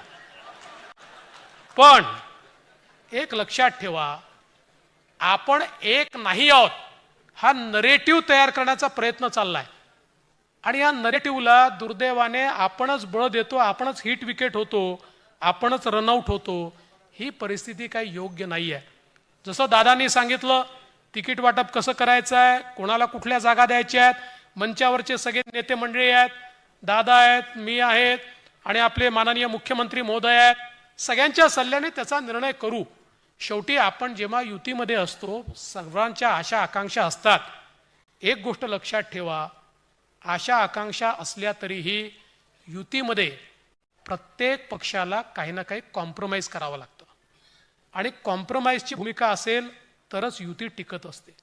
कॉम्प्रोमाइजची भूमिका नसेल तर कुठलीही युती ही टिकत नाही। आणि म्हणून मी माझं पाहून घेईल, दुसऱ्याचं काय होईल ते पाहून घेईल, असं चालणार नाही। असं चाललं तर आपण आपला घात करू। हे लक्षात घ्या की आपल्या समोरचे लोक या विजयाने हुरळून गेले आहेत आणि त्यामुळे ते कुठल्याही प्रकारचं कॉम्प्रोमाइज करायला तयार आहेत। आणि आपण जर आपली ताठी ठेवली, आपण जर मी फक्त माझ्यापुरतं पाहीन, दुसऱ्याचं पाहणार नाही, अशा प्रकारची मानसिकता ठेवली, आपण शेख चिल्लीसारखं ज्या झाडावर बसलो आहे त्याचीच फांदी कापायला बसलो, तर शेवटी शेख चिल्लीचं काय होतं तेच आपलं होईल। आणि म्हणून आपण सगळे राजकीय नेते आहोत, एकत्रितपणे आपल्याला चालावं लागेल, एकत्रितपणे आपल्याला राहावं लागेल, एकत्रितपणे निर्णय घ्यावे लागतील। एखादा निर्णय आवडला नाही तर तो 4 भिंतीच्या आत त्या निर्णयाच्या संदर्भात आपल्याला बोलावं लागेल। आणि म्हणून मला विश्वास आहे की आपण सगळ्यांनी निर्धार केला तर इतकी मजबूत महायुती आहे, 200 पेक्षा जास्त आमदार आहे हो आपल्याजवळ, 200 पेक्षा जास्त, आणि कार्यकर्ते तर इतके आहेत. आपण सगळ्यांनी जर निर्धार केला तर निश्चितपणे या ठिकाणी आपण एक चांगला विजय मिळवू. मी जेव्हा येत होतो तेव्हा भुजबळ साहेबांनी अटलजींची एक कविता मला दिली आणि ती कविता अत्यंत महत्वाची आहे. अटलजींची कविता आहे, बाधा है आती है आए, घिरे प्रलय की घोर घटाए. बाधा है आती है आए, घिरे प्रलय की घोर घटाए. पाओ के नीचे अंगारे, सिर पर बरसे यदि ज्वालाए. निज हाथों से हंसते हंसते आग लगाकर जलना होगा. कदम मिलाकर चलना होगा, कदम मिलाकर चलना होगा, कदम मिलाकर चलना होगा, कदम मिलाकर चलना होगा. धन्यवाद. जय हिंद, जय महाराष्ट्र.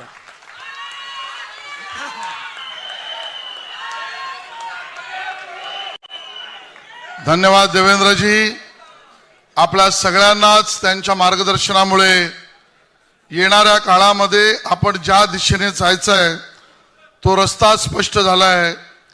आणि आता या आपल्या मेळाव्यातलं शेवटचं भाषण आपले माननीय मुख्यमंत्री एकनाथ शिंदेजी करण्या अगोदर मी एका गोष्टीचा या ठिकाणी उल्लेख करतोय की माझ्याकडे ही चिठी पाशा पटेल यांनी दिली आणि आपल्या सगळ्यांसाठी तो आनंदाचा, सन्मानाचा असा पुरस्कार आहे.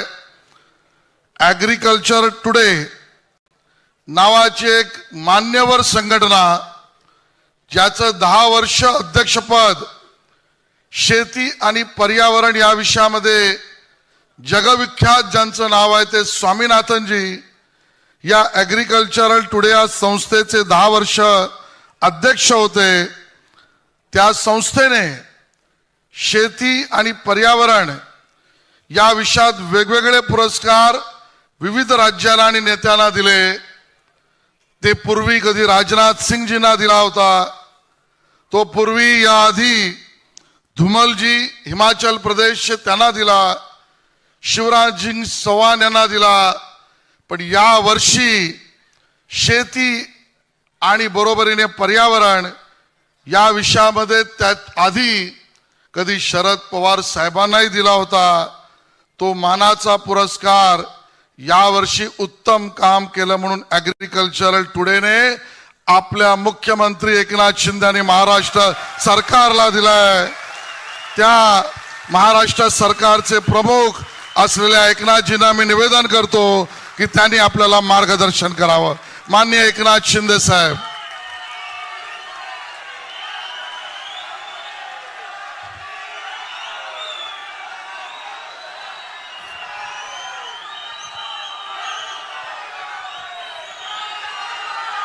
छत्रपती शिवाजी महाराज की जय. भवानी. भारत रत्न डॉक्टर बाबासाहेब आंबेडकरांचा.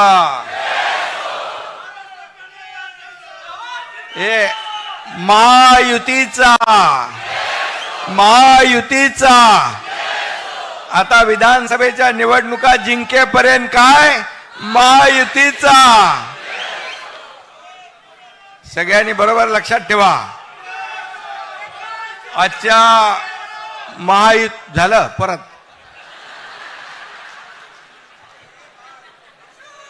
महायुतीच्या मेळाव्याला उपस्थित राज्याचे लोकप्रिय उपमुख्यमंत्री देवेंद्र फडणवीसजी, आमचे धडाडीचे उपमुख्यमंत्री अजितदादा पवारजी, केंद्रीय मंत्री पीयूष गोयलजी, केंद्रीय मंत्री प्रतापराव जाधवजी, राणेसाहेब, नीलमताई गोरे, नरहरी झिरवळ, छगन भुजबळ साहेब, राधाकृष्ण विखे पाटीलजी, दीपक केसरकरजी, मंगल प्रभात लोढाजी, उदय सामंत, विजय गावितजी, रवींद्र चव्हाण, संजय बनसोडे, सुनील तटकरे, आनंदराव आडसोळ, आशिष शेलार, पंकजाताई मुंडे, रुपालीताई चाकणकर, भावनाताई गवळी, जयदीप कवाडे, चित्राताई वाघ, व्यासपीठावर सर्व मान्यवर. कोण राहिला असेल तर मला ज्यांनी हे दिलं त्याची चुकी आहे.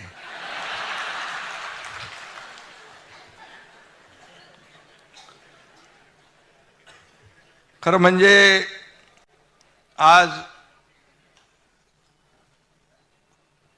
खालचं पण सभागृह भरलंय, फर्स्ट सेकंड थर्ड सगळं भरलेलं आहे आणि बाहेरही आहेत. बाहर इससे ज्यादा आहे. अच्छा, बाहेर याच्यापेक्षा जास्ती आहे. स्क्रीन लावले ना पण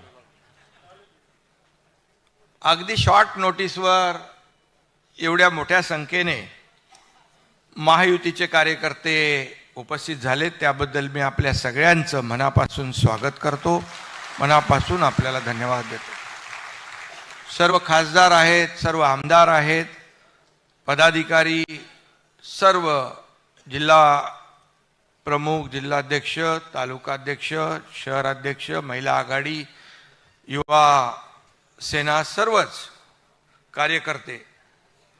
मगाशी देवेंद्रजींनी, अजितदादांनी पण आपल्या टीम इंडियाचं अभिनंदन केलं. मी टीम इंडियाचं अभिनंदन करतो. अतिशय आपण काल त्यांचं विधान भवनामध्ये स्वागत केलं, अभिनंदन केलं आणि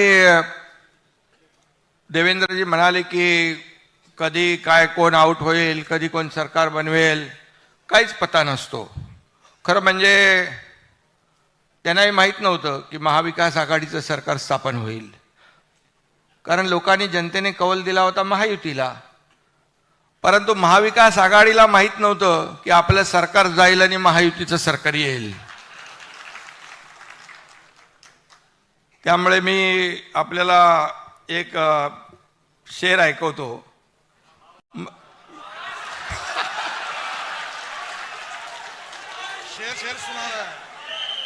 अजित दादांनी पण काल तुफान बॅटिंग केली तिकडे सभागृहामध्ये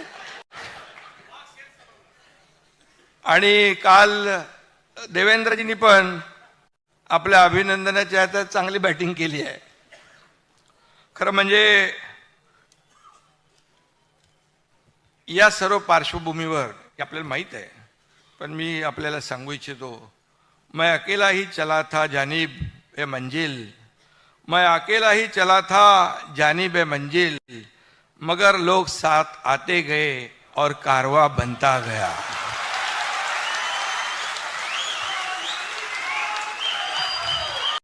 अरे अबे अपना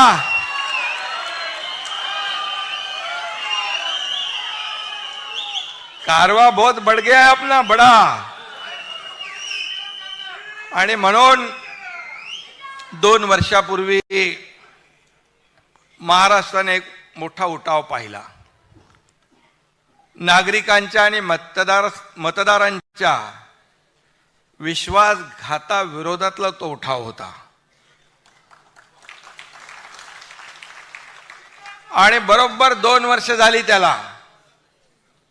मी मगाशी म्हटलं त्याप्रमाणे आम्ही एक धाडसी निर्णय घेतला. जे लोकांच्या मनातलं सरकार पाहिजे होतं, महायुतीचं पाहिजे होतं, वैचारिक भूमिकेतलं पाहिजे होतं, बाळासाहेबांच्या विचारांचं पाहिजे होतं, ते सरकार स्थापन केलं. 50 लोक सोबत होते, 13 खासदार नंतर आले. त्यानंतर हजारो लाखो पदाधिकारी आणि शिवसैनिक सोबत आले. मी या ठिकाणी सांगू इच्छितो, उपमुख्यमंत्री देवेंद्रजी यांची देखील मला भक्कम साथ लाभली, सहकार्य लाभलं. भाजपच्या नेत्यांनी, पदाधिकाऱ्यांनी, कार्यकर्त्यांनी देखील भरपूर प्रेम दिलं. बाळासाहेबांचे विचार आणि दिघे साहेबांचे विचार सोबत होतेच. आणि मी आधी म्हणालो होतो की त्यावेळेस आदरणीय देशाचे प्रधानमंत्री मोदीजी आणि गृहमंत्री अमित शाह साहेब हे चट्टान की तरह पाठीशी उभे राहिले खंबीरपणे. आणि त्यानंतर गेल्या वर्षी अजितदादा सोबत आले आणि एक ताकद वाढत गेली. आज महायुतीने आपल्या महाराष्ट्राचं चित्र पालटलंय. सगळी कामं ठप्प होती. आपलं सरकार यायच्या अगोदर सगळीकडे स्पीड ब्रेकर टाकून ठेवले होते. याला स्टे, त्याला स्टे, कारशेड बंद, मेट्रो बंद, रस्ता बंद, समृद्धी बंद, कोस्टल बंद, अटल सेतू बंद. काय चालू होतं?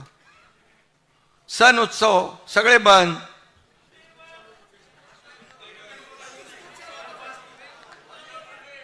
एकच चालू होतं, फेसबुक आणि वर्क फ्रॉम होम. ते जाऊ द्या, त्याच्यात मी जात नाही. आणि आपण आल्यानंतर खरं म्हणजे एक आनंदाचं वातावरण निर्माण झालं. पहिला गोविंदाचा सण होता, दहीहंडी होती, सगळे निर्बंध हटवून टाकले आम्ही. सगळे मुलं तरुण रस्त्यावर आले आणि आपला सण जोरदारपणे साजरा झाला. गणपती आले, जोरात झाले. नवरात्री आली, जोरात झाले. आणि गणपतीत पण कसले नियम बियम, बोले कसले पैसे घेताय, किती मिळणं दात करून पोट भरायचं काम बंद करा. सगळं निर्बंध हटवले. नवरात्री आली, दसरा, दिवाळी. आणि आपण एक पाहिलं की राज्यामध्ये एक समृद्धी, एक आनंदाचा माहोल तयार झाला. तोही विकासाबरोबर आवश्यक आहे, कारण ह्या आपली संस्कृती आहे, आपली परंपरा आहे या महाराष्ट्राची. ती कुठे बंद होता कामा नये. आणि म्हणून आम्ही सगळे निर्णय घेतले. आणि म्हणून राज्याचं वर्तमान सुधारले. आता भविष्य देखील उज्ज्वल करण्याचा ध्यास आपण घेतलेला आहे. ही वस्तुस्थिती आहे. तुम्ही सगळेजण इथे उपस्थित आहात. ही आमची, आपल्या सगळ्यांची, आपल्या सरकारची ताकद आहात. तुम्ही सर्व ताकद आहात. आणि म्हणून एकजूट ही महायुतीची जी आहे ही मजबूतीने आपण पुढे नेली पाहिजे. म्हणून अजितदादांनी सांगितलं, देवेंद्रजींनी पण सांगितलं की या ठिकाणी आपण कशा प्रकारे आपण पुढे गेलं पाहिजे. आता एकजूट महत्वाची आहे आणि ती आपण दाखवण्याचा प्रयत्न आपण या ठिकाणी केला पाहिजे. आपल्या सर्व सरकारचं विचार, विकास आणि विश्वास हे त्रिसूत्री आहे आणि त्याच्यावर आपण काम करतोय. आज लोकांना माहीत आहे की हे सरकार काम करणारं सरकार आहे. हे सरकार फील्डवर उतरून काम करणार आहे.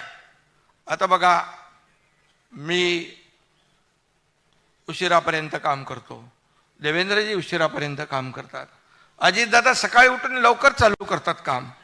त्यामुळे 24/7 हे सर्कल चालू आहे.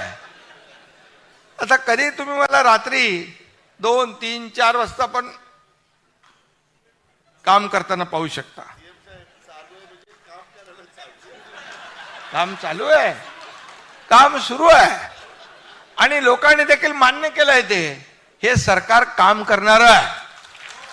आणि प्रधानमंत्री महोदयांनी पण त्याच्यावर शिक्कामोर्तब केलेलं आहे. हे आपल्यासाठी मोठी बाब आहे, अभिमानाची, आनंदाची आहे. हे सरकार लोकांचं आहे. मी नेहमी काय सांगतो, हे सर्वसामान्यांचं सरकार आहे, गोर गरिबांचं आहे, शेतकऱ्यांचं आहे, कष्टकऱ्यांचं आहे, माझ्या माता भगिनींचं आहे, माझ्या बांधवांचं आहे, युवकांचं आहे, ज्येष्ठांचं आहे, सगळ्यांचं, वारकऱ्यांचं आहे. आणि हे सरकार जसं आपण सर्वसामान्यांचं म्हणतो तसंच गेले 2 वर्ष जर आपण पाहिलं तर आमच्या कॅबिनेटमध्ये एकही असा कुठलाही निर्णय वैयक्तिक लाभाचा आम्ही घेतला नाही.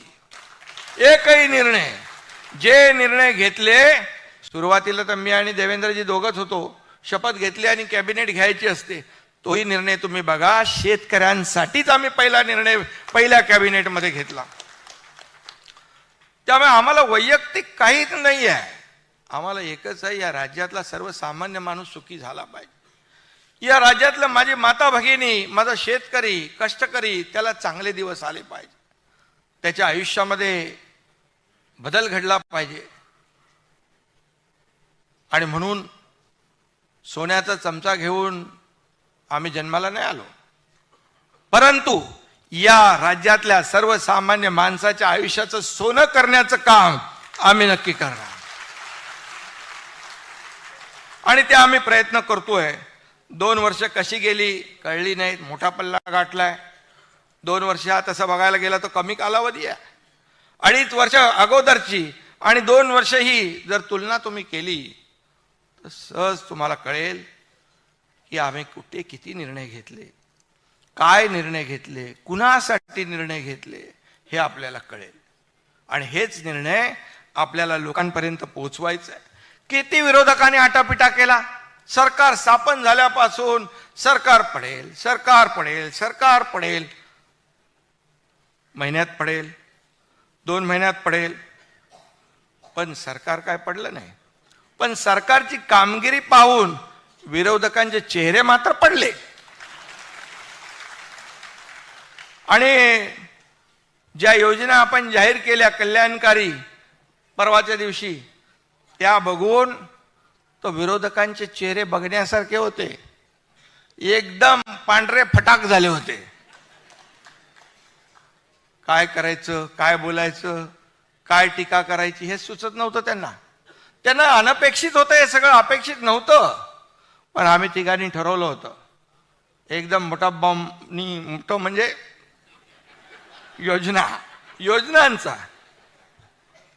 योजनांचा निर्णय घ्यायचा. आणि पार जेव्हा ते अजितदादा तिकडे अर्थसंकल्प मांडत होते, तेव्हा त्यांचे चेहरे बघण्यासारखे होते. कावरे बावरे झाले होते एकदम. काय होणार, कसं होणार, काय हे सगळं खोटं आहे, हे होणार नाही, कुठून पैसे आणणार. अरे कुठून पैसे आणणार. आम्ही जेव्हा निर्णय घेतला तेव्हा तिघांनी बसून त्या पैशाची तरतूद केली त्याच्यामध्ये. आणि नियमात बसून कुठलाही आम्ही नियम मोडला नाही. RBI नाही, गाईडलाईन नाही, कुठलं काही आम्ही तोडलं नाही. सगळं नियमात बसून केलं. कारण आम्ही जे सरकारचे पैसे हे लोकांपर्यंत पोहोचले पाहिजे ही भावना आमच्या मनामध्ये आहे. स्वतःच्या घरात पैसे न्यायचं आम्हाला नाही, आम्हाला लोकांना द्यायची आहे. आणि म्हणून त्या योजनामध्ये कसा खोडा घालायचा असं सगळं चालू झालं. आणि पैसे कुठून आणणार. मग राहुल गांधी म्हणाले होते, खट खटाखट खट खटाखट 1 लाख भरा. ते बोलल्यावर लगेच ते सभागृहामध्ये त्यांना लागलं. मला त्यांनी त्यांच्यावर विश्वासच नाही ठेवला लोकांनी. खट खटाखट खट खटाखट 1 लाख रुपये देणार म्हणाले, पण लोकांनी विश्वास ठेवला का. मोदीजींना पुन्हा प्रधानमंत्री बनवलं की नाही. व तुम्ही पेढे कसले वाटते येड्यासारखे. मोदीचे 3ऱ्यांदा हॅट्रिक झाले म्हणून पेढे वाटताय का. तुम्ही 3ऱ्यांदा हारायची हॅट्रिक केले म्हणून पेढे वाटताय. ठीक आहे, महाराष्ट्रामध्ये फेक नरेटिव्ह केलं, खोटं फसवलं. हे आरक्षण जाणार, संविधान बदलणार, आदिवासीचं आरक्षण जाणार, मुसलमानांना हे करणार, ते करणार, दलितांवर अन्याय करणार, दलितांचं आरक्षण जाणार, हे फसवलं तुम्ही. ठीक आहे, महाराष्ट्रामध्ये जागा कमी आल्या, परंतु एवढं आपल्याला आपण थोडे गाफील राहिलो, ही वस्तुस्थिती आहे. आणि आपले काही लोक सुट्टीचा आनंद घ्यायला गेले. बोले 3 दिवस सलग सुट्ट्या येणारच आहेत ना, 400 पार मोदीजी तर आणणार. अरे हमारा क्या होता है, आने वाला है.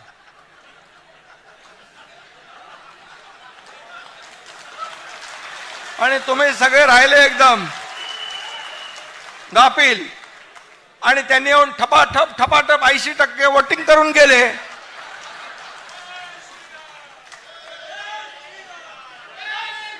म्हणजे बघा, याच्यातून शिकण्यासारखं आहे.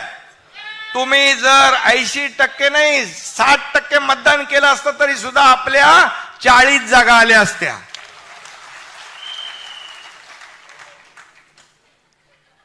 आणि म्हणून पण एकदाच फसवता येतं, परत परत नाही येत फसवता. आणि एकदाच माणूस फसतो. आता शाणे झालो आपण सगळे. झालात ना तुम्ही पक्का. आणि म्हणून मोदीजी प्रधानमंत्री झाले. आता आपल्याला देशाला पुढे नेतील. कारण शेवटी आज कोणीतरी म्हणालं मोदीजींवर काय भ्रष्टाचाराचा आरोप केला. बोले कोण नाना पटोले का काहीतरी म्हणाले भ्रष्टाचारचे काय सरदार, भ्रष्टाचाराचे सरदार. अरे तुम्हाला बोलायचा अधिकार आहे का. हा, डोक्यावर पडलाय, कशावर पडलाय. नाही नाही, अरे तुम्ही त्याच्यामध्ये आरोप करता. तुमच्या बुडाखाली काय जळते ते पहिलं बघा. तुम्ही पहिलं तर आत्मपरीक्षण करा. बोपोर पासून चाऱ्यापर्यंत सगळे शेणात पण पैसे खाल्ले तुम्ही. कोळसा सगळे खाल्ले ना. मोदीजींवर 10 वर्षात एक तरी भ्रष्टाचाराचा डाग लागलाय का? लागलाय का? मग तुम्हाला अधिकार काय? आणि म्हणून तो जाऊ दे, त्याचं काय नाव घेतो. आणि म्हणून मी सांगतो की मोदीजी पुन्हा बनलेत प्रधानमंत्री. आम्ही सांगत होतो पियुष गोयल साहेबांना, आता तुम्ही मुंबईचे मंत्री आहात, आता आपल्याला मोदी साहेबांना, अमित भाईंना आपले जे काही इथे विषय जे राहिलेले आहेत, कांदा बिंदा काय असेल तो, आता फुल प्रूफ काम करायचं आहे. आता संधी द्यायची, कारण एवढं काम आपण केलंय. त्यामुळे मी सांगतो की आपल्याला बघा, लोक कोणाला मतदान करतात. एकदा लोकसभा जाऊ द्या, ते वेगळं आता झालं ते, पण घरी बसलेल्या लोकांना का काम करणाऱ्या लोकांना मतदान करतात? फील्डवर उतरून काम करणाऱ्यांना का वर्क फ्रॉम होम करणाऱ्यांना? आपलं काय फेसबुक लाईव्ह नाही, डायरेक्ट फेस टू फेस.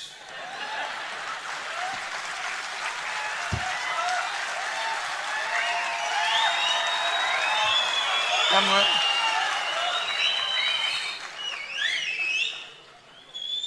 तरी गाफील राहू नका. आता एकदा आपल्याला मार पडली आहे, आता आपल्याला ताक पण तो फुंकून प्यायचं आहे.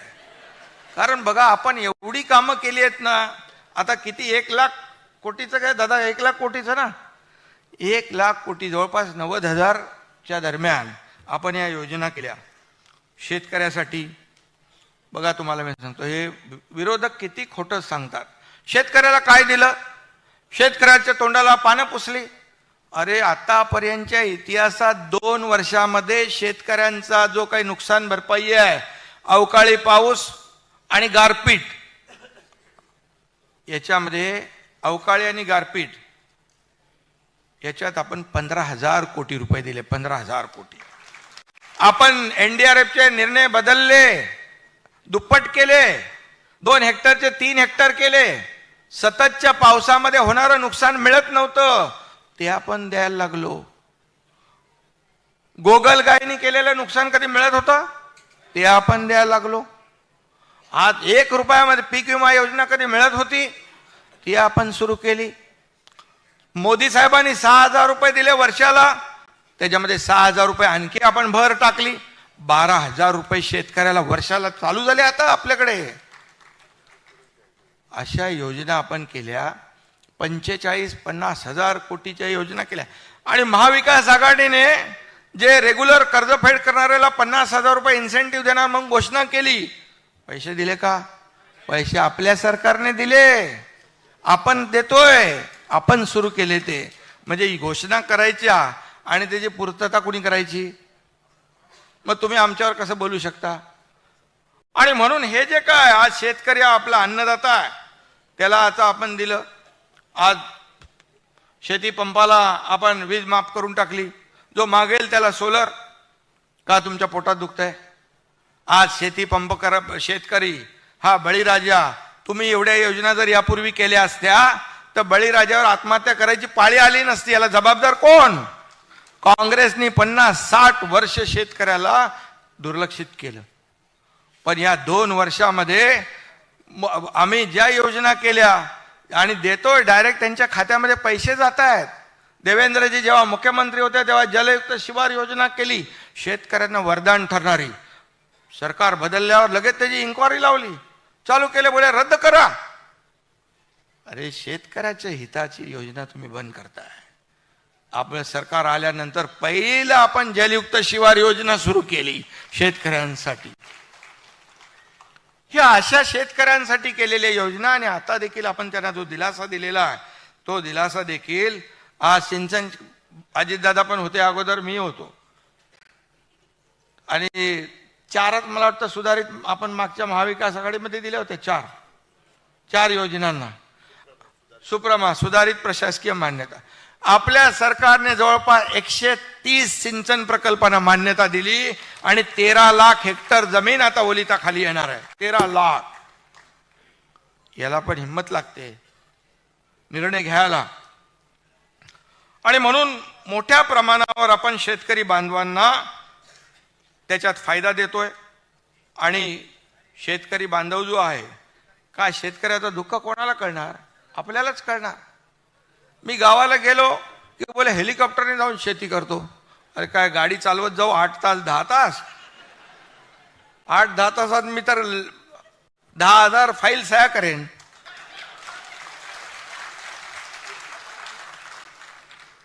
आणि सगळ्यांना माहित आहे मुख्यमंत्री मदत योजना कुठली आपली ती मुख्यमंत्री सहाय्य योजना. अरे तुम्ही 2 कोटी फक्त दिले. या एकनाथ शिंदेने 250 कोटी रुपये दिले मुख्यमंत्री सहाय्यतेने. आपल्याला माहिती पाहिजे म्हणून मी सांगतो. बघा एकच आहे, मी आरोपाला उत्तर कामातून देतो. आरोप कितीही करा पण आम्हाला तुम्ही विचलित करू शकत नाही. आमचा फोकस जो आहे कामावर आहे. पण हे काय जे झालंय घडलंय ते तुम्हाला कळलं पाहिजे म्हणून सांगतोय मी. आणि म्हणून शेतकऱ्यालाच शेतकऱ्याचं दुःख कळतं. आणि म्हणूनच आपले सर्वजण बहुतेक लोक आज शेतकऱ्याच्या घरात जन्मलेली आहेत. आणि त्यामुळे आम्ही शेतकऱ्याच्या ज्या योजना आहेत त्याला कधीही हात आकडता घेत नाही. आता आपले मुख्यमंत्री लाडकी बहीण योजना बोले लगेच सांगितलं लाडका भाऊ आठवला नाही का? आता लाडका भावाला पण आपण दिलाय ना 10 लाख भाऊ आपले, त्यांना आपण 10,000 स्टायपंड महिन्याला. कधी झाली होती योजना? बेरोजगार जे सुशिक्षित बेरोजगार, आता तिथं या लाडकी बहिणीच्या मुळे ती लपून गेली योजना. ती आता बाहेर आपल्याला नीट व्यवस्थित पोचवायला लागेल. तर भावांच्या बद्दल प्रेम कधी असू शकतं? कसं असू शकतं? भावाच्या बद्दल जाऊ द्या, मी बोलत नाही. आणि म्हणून कुणी बोलावं. आज आपण 2.5 कोटी आपल्या भगिनींना, मी आपल्याला सांगतो 2.5 कोटी म्हणजे आकडा मोठा आहे. मगाशी देवेंद्रजींनी सांगितलं, अजितदादांनी सांगितलं की कशी आम्ही सोपी करतोय. आता त्यांना असं वाटतंय की ही योजना होऊच नये.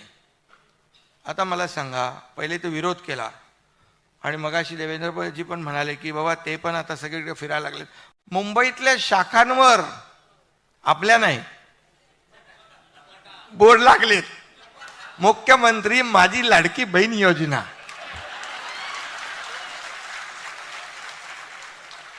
चांगलं आहे. इकडे म्हणायचं घटनाबाह्य मुख्यमंत्री, असंवैधानिक मुख्यमंत्री, घटनाबाह्य सरकार.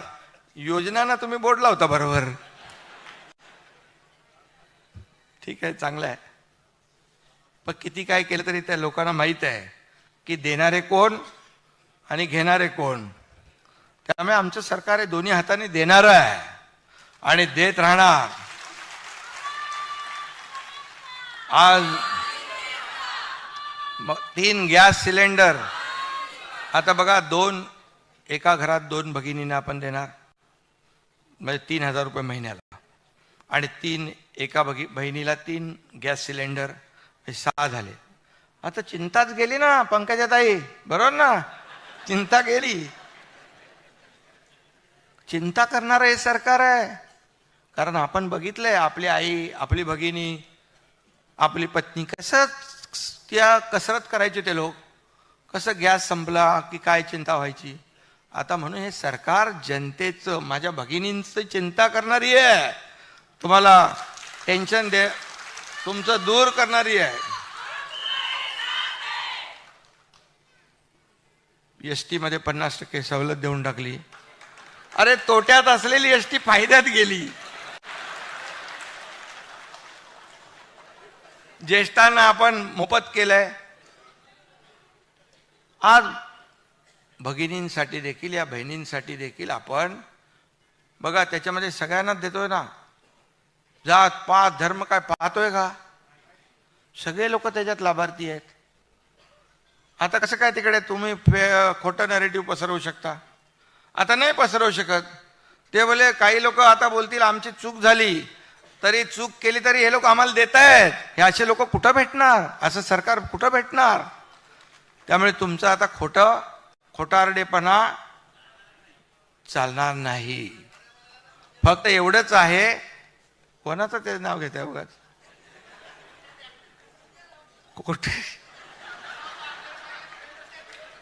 खोटा बोला पण रेटून बोला, हे आता चालणार. पण तुमचं काम आहे की हे सगळं तुम्ही पोचवलं पाहिजे. मगाशी भगिनींबद्दल देवेंद्रजी पण बोलले, ते काय सख्खे भाऊ इकडे आहेत, सावत्र भाऊ तिकडे आहेत. सावत्र भाऊ पण आता क्रेडिट घ्यायला लागलेत, आम्हीच देतोय. सगळ्या आमच्या बहिणी हुशार आहेत, त्यांना माहिती आहे कुठला भाऊ देणार आहे आणि कोण देणार आहे आणि कोण देतोय. त्यामुळे याच्यामध्ये अगदी सोपं, जसं देवेंद्रजी म्हणाले तसं आपण सोपं करू, सेल्फ डिक्लेरेशन करू आणि त्याच्यामध्ये फटाफट, खटाखट नाही, पटापट त्यांच्या खात्यात जाऊ दे. गरिबी हटाओ, गरिबी हटाओ. काँग्रेस किती वर्ष बोललं, गरिबी हटली का? गरीब हटला, गरिबी नाही हटली. पण मोदीजींनी पटापट 25 कोटी लोकांना गरिबीच्या वर आणलं की नाही? आता बघा, राजीव गांधीच एकदा बोलले होते, केंद्रातून 1 रुपया आला की शेवटच्या माणसापर्यंत 15 पैसे पोचतात. 15 पैसे म्हणजे मधले 85 पैसे कुठे जातात? हे कोण बोललं? राजीव गांधी बोलले. आता जर ते सरकार असतं तर हे 1500 रुपये आपण थेट देतोय डायरेक्ट, म्हणजे 3000 रुपये महिन्याला, 18,000 रुपये, 18 दुने 36,000 रुपये एका घरात, हे डायरेक्ट. आता दुसरं सरकार असतं तर किती? 15% गेले असते.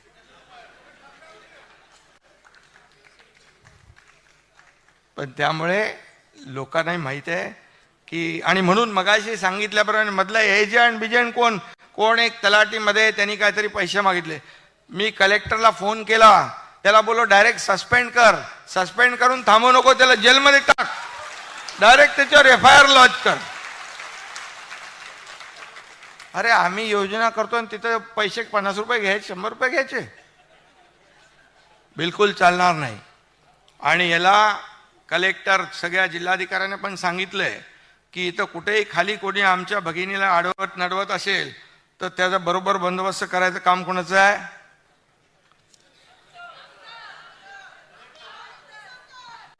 नाही, तुम्हाला पण कोण भेटला असं तर त्याचं आपल्या पद्धतीने करायचं. ते शेवटी पैसे आपल्या भगिनीच्या खात्यात गेले पाहिजेत, हा आपला उद्देश आहे. आता बघा, 3 पक्ष 4 पक्ष आपलं महायुतीत आहेत. उद्देश आपला काय? आपल्या लाडक्या बहिणीच्या खात्यात पैसे पोचवणे. आणि म्हणून चिंता करू नका, तुमचे इथे भाऊ बसलेले आहेत, त्यामुळे टेन्शन घेऊ नका. काल सोशल मीडियावर मी एक व्हिडिओ बघितला, त्यामध्ये एक मुलगी आपल्या वडिलांना सांगत होती, माझ्या आईला काही बोलायचं नाही बरं, ती मुख्यमंत्र्याची बहीण आहे, लक्षात ठेवा.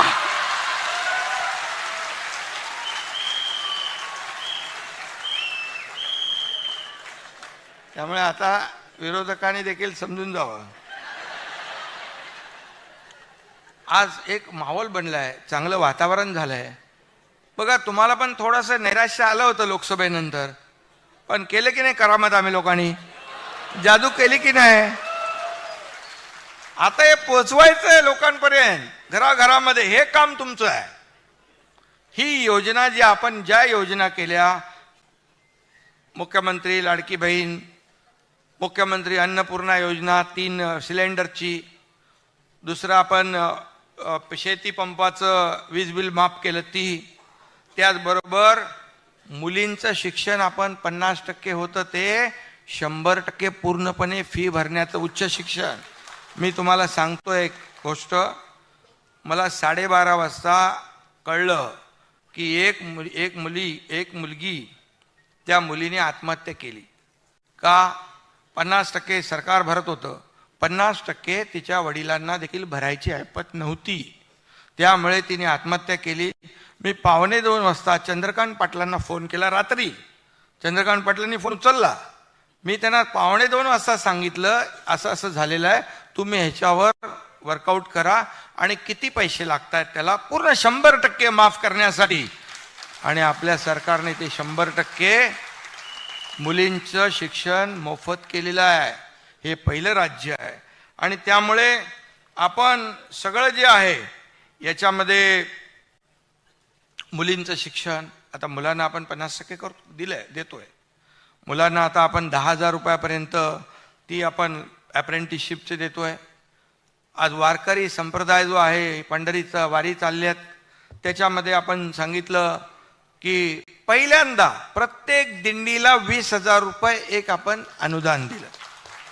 लगेच पोटात दुखायला लागलं. बोले हे काय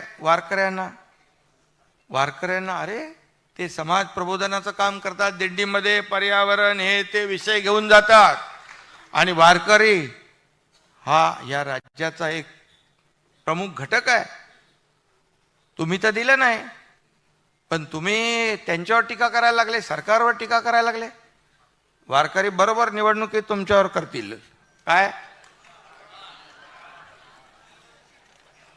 त्यामुळे त्यांना त्यांची जागा दाखवतील. त्यानंतर अनेक योजना आपण केल्या. हे सगळे जे योजना आहेत, या सर्व योजना आपण त्यांच्यापर्यंत पोहोचवल्या पाहिजे. आपण सरकारने घेतलेले निर्णय, खास आजची बैठक जी आजची ही आपली मीटिंग आहे, सभा, फक्त आणि फक्त केवळ आपल्या योजना लोकांपर्यंत घराघरापर्यंत पोहोचवण्यासाठी आहे. कार्यकर्ता घरात नाही तर लोकांच्या दारात शोभून दिसतो, हे लक्षात ठेवा आपण. कारण शेवटी तुम्ही एक ताकद आहात आपली. सगळे लोक मगाशी म्हणाले महिला भगिनींची जास्ती जबाबदारी आहे, कारण डायरेक्ट किचन पर्यंत जातात, बांधव थोडे बाहेर थांबतात. दोघांनी काम करायचं आपल्याला. सगळ्यांनी या ठिकाणी आपल्याला ह्या योजना ज्या आहेत, या योजना आपण लोकांपर्यंत पोहोचवल्या पाहिजे. त्यासाठी ही आपली योजना आहे. त्याचबरोबर मी एक दुसरी आपली योजना, एक मुख्यमंत्री तीर्थदर्शन योजना पण केली. कारण काही आमदार, काही नगरसेवक आपल्या मतदारसंघातले यात्रेकरू, ज्यांना सगळ्यांना शक्य होत नाही यात्रा करणं, मग ते घेऊन जायचे रेल्वेने, बसमधून. आणि मग आपल्या मला वाटतं आमदार प्रताप सरनाईक, राम कदम वगैरे, प्रकाश सुर्वे, या सगळ्यांनी सांगितलं मला की बाबा हे करा. तर ती एक योजना केली, मुख्यमंत्री तीर्थदर्शन योजना ज्येष्ठांसाठी. तर 4 धामा जावे आणि आयुष्य धन्य व्हावे, अशा प्रकारची ती योजना. त्याच्यामध्ये पण ही योजना आपल्या विधानसभेच्या निवडणुका झाल्यानंतर विरोधी पक्षाला पण कामाला येईल, तेही तिकडे तीर्थाटनाला जातील. त्यामुळे देवदर्शनाला ज्यांना जायची इच्छा आहे ते देखील जाऊ शकतात. आणि खऱ्या अर्थाने मी सगळ्या योजनांच्या अगोदर आपल्या दोन्ही उपमुख्यमंत्र्यांनी माहिती दिलेली आहे. मी फक्त एवढंच आपल्याला सांगतो की अटीतटीची जी काही आपली सर्वसामान्यांना चांगले दिवस आणणे, त्यांच्या आयुष्यामध्ये बदल घडवणे, त्यांना त्यांचं जीवन सुखकर करणे, यासाठी आपला हा प्रयत्न आहे. त्यामुळे ही जी लढाई आहे या फेक नरेटिव्हवर मागच्या वेळेस त्यांनी काही प्रमाणामध्ये यश मिळवलंय, परंतु तुम्ही आता जागृत आहात. या सर्व याला ताबडतोब तिथल्या तिथे उत्तर द्यायचं आहे. हे खोटं आहे, हे खरं आहे, ही जबाबदारी कार्यकर्त्यांची आहे आणि ती आपण पार पाडली पाहिजे. आणि ही जर पार पाडली तरच मग आपण त्यांचे मनसुबे जे आहेत ते धुळीस मिळवू शकतो. त्यांना आपण मगाशी सांगितलं की आपण फक्त किती 20 लाख मतं मिळवली, तर आपण किती 220 लाख मतं आपल्याला भारी आहेत का? आता बघा, मी तुम्हाला उदाहरण सांगतो. आम्ही ते उबाटा आणि आम्ही समोर समोर 13 जागा लढलो, 7 जागा पण जिंकलो, धनुष्यबाण 7 जागा. आणि 2 लाख मुंबईमध्ये आपण त्यांच्यापेक्षा जास्ती मतं घेतलेली आहेत. 2 लाख मुंबईमध्ये. हे आता जे काही दुसरी जी वोट बँक काँग्रेसची इकडून तिकडून जमा झाली आहे, थोडी सूज आली आहे, ती सूज निघून जाईल. आणि नक्की यामध्ये आपल्याला त्याच्यामध्ये यश मिळेल, कारण या ज्या काही कल्याणकारी योजना ज्या आहेत त्या आपण घराघरामध्ये पोचवण्यासाठी जीवाचं रान केलं पाहिजे, रात्रीचा दिवस केला पाहिजे. प्रत्येक जिल्हा, प्रत्येक तालुका, प्रत्येक गाव, ग्रामपंचायत इथपर्यंत आपण गेलं पाहिजे. शेवटी तुम्हाला काय काम दिलंय? काम म्हणजे तुम्हाला सरकारने 2 वर्षामध्ये एवढी कामं केलेत की तुम्ही ताट मानेने त्यांच्या समोर जाऊ शकता. तुम्हाला खाली बघण्याची आम्ही काम ठेवलं नाही. सरकारने हे जे निर्णय घेतलेत हे तुम्ही त्यांच्यामध्ये पोचवले पाहिजे, तरुणापर्यंत पोचवलं पाहिजे, शेतात जे काही घाम गाळणारा बळीराजा आहे त्याच्यापर्यंत पोचल्या पाहिजेत, आपल्या लाडक्या बहिणीपर्यंत पोचल्या पाहिजे, ज्याला आपण सुशिक्षित बेरोजगार आहे तरुण त्याच्यापर्यंत आपण पोचवल्या पाहिजे. हाच आपला उद्देश आहे आणि त्यासाठी आपण मेहनत करण्याची आवश्यकता आहे. आणि म्हणूनच मी आपल्याला एवढंच सांगतो की एकजुटीने, मगाशी पण सांगितलं, शेवटी निवडणुका आहेत, प्रत्येकाला निवडणूक लढवायची इच्छा असते, पण सरकार आल्यानंतर एखाद्याला तिकीट मिळेल, नाही मिळणार, आणि कुणाला किती जागा हे आपलं त्याच्यावर तुम्ही बिलकुल चर्चाही करता कामा नये. शेवटी सरकार आल्यानंतर सगळं मिळतंय, सगळी पदं मिळतात. सरकार आलं तर तुम्ही कसे मंत्रालयामध्ये येऊ शकता, सरकार आपलं नसलं तर काय करणार? तुम्हाला म्हणजे सरकार आपलं आलं की सगळी पदं येतात, सत्ता येते, सगळ्या गोष्टी होतात. आणि त्यामुळे आपण एकच लक्ष ठेवलं पाहिजे की या राज्यामध्ये आपण घेतलेले निर्णय हे लोकाभिमुख आहेत, जनतेच्या हिताचे आहेत. हे पटवून देण्याचं काम त्यांना करायचं असेल तर तुम्हाला घराघरापर्यंत जावं लागेल, लोकांपर्यंत पोचावं लागेल आणि सरकारचं काम त्यांना म्हणजे त्या योजना ज्या आहेत त्याचा लाभ मिळवून द्यावा लागेल. हे आपल्याला करावं लागेल. आणि म्हणूनच ही आजची बैठक आपण घेतलेली आहे. जसं आपल्याला आता हे केंद्राचंही, इथं पियुष गोयल जे आहेत, केंद्राचाही आपल्याला सरकारचा फायदा होईल. डबल इंजिन सरकारचा फायदा आपल्याला मागच्या वेळेस झाला. आपल्या अनेक योजना, आपले अनेक प्रस्ताव एकही पैसा कट न करता केंद्राने तसंच तसे मंजूर केले. त्यामुळे देखील आपण अनेक निर्णय घेतले. आज बघा अटल सेतू, आज बाळासाहेब ठाकरे समृद्धी महामार्ग, आज पुणे मिसिंग लिंक, आज कोस्टल हायवे, किती किती आपण प्रकल्प केले. नाना पटोले गेले बोले एवढे मोठी भेग पडली, कुठं?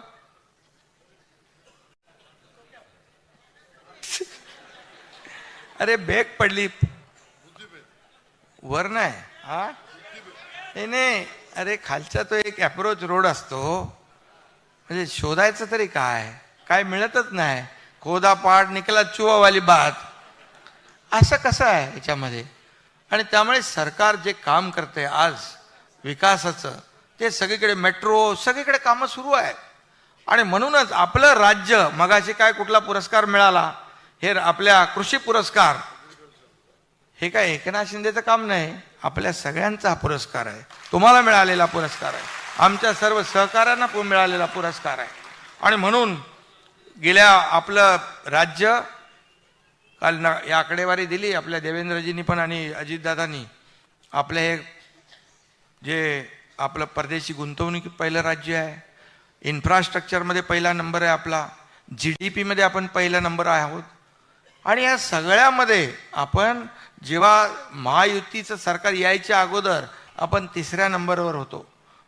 आणि त्यामुळे आपल्याला हे ठासून सांगितलं पाहिजे, आपल्याला बिलकुल याच्यामध्ये जे आपण केलंय ते सांगितलं पाहिजे. आणि म्हणून मी एवढंच सांगतो, हे तुम्ही जर केलं ना तर त्यांच्या भूलथापांना कोणी बळी पडणार नाही, बिलकुल बळी पडणार नाही. लाडक्या बहिणीला आनंदाची ओवाळणी कोणाला साथ देईल? बहीण कुठल्या भावाला देणार?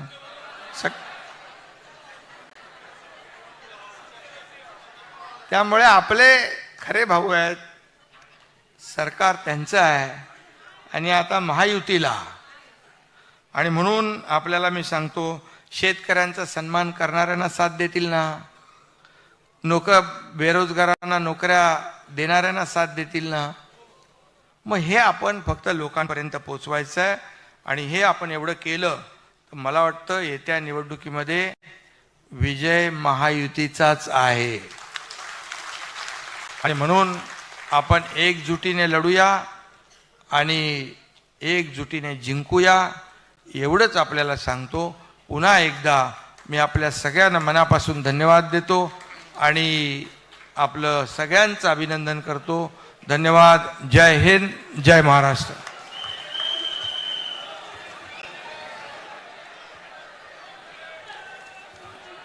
मंचावरील सगळ्यांचं आणि उपस्थित असलेल्या सगळ्यांचं या ठिकाणी मनापासून धन्यवाद करू आणि कार्यक्रमाचा समारोप आपण सगळे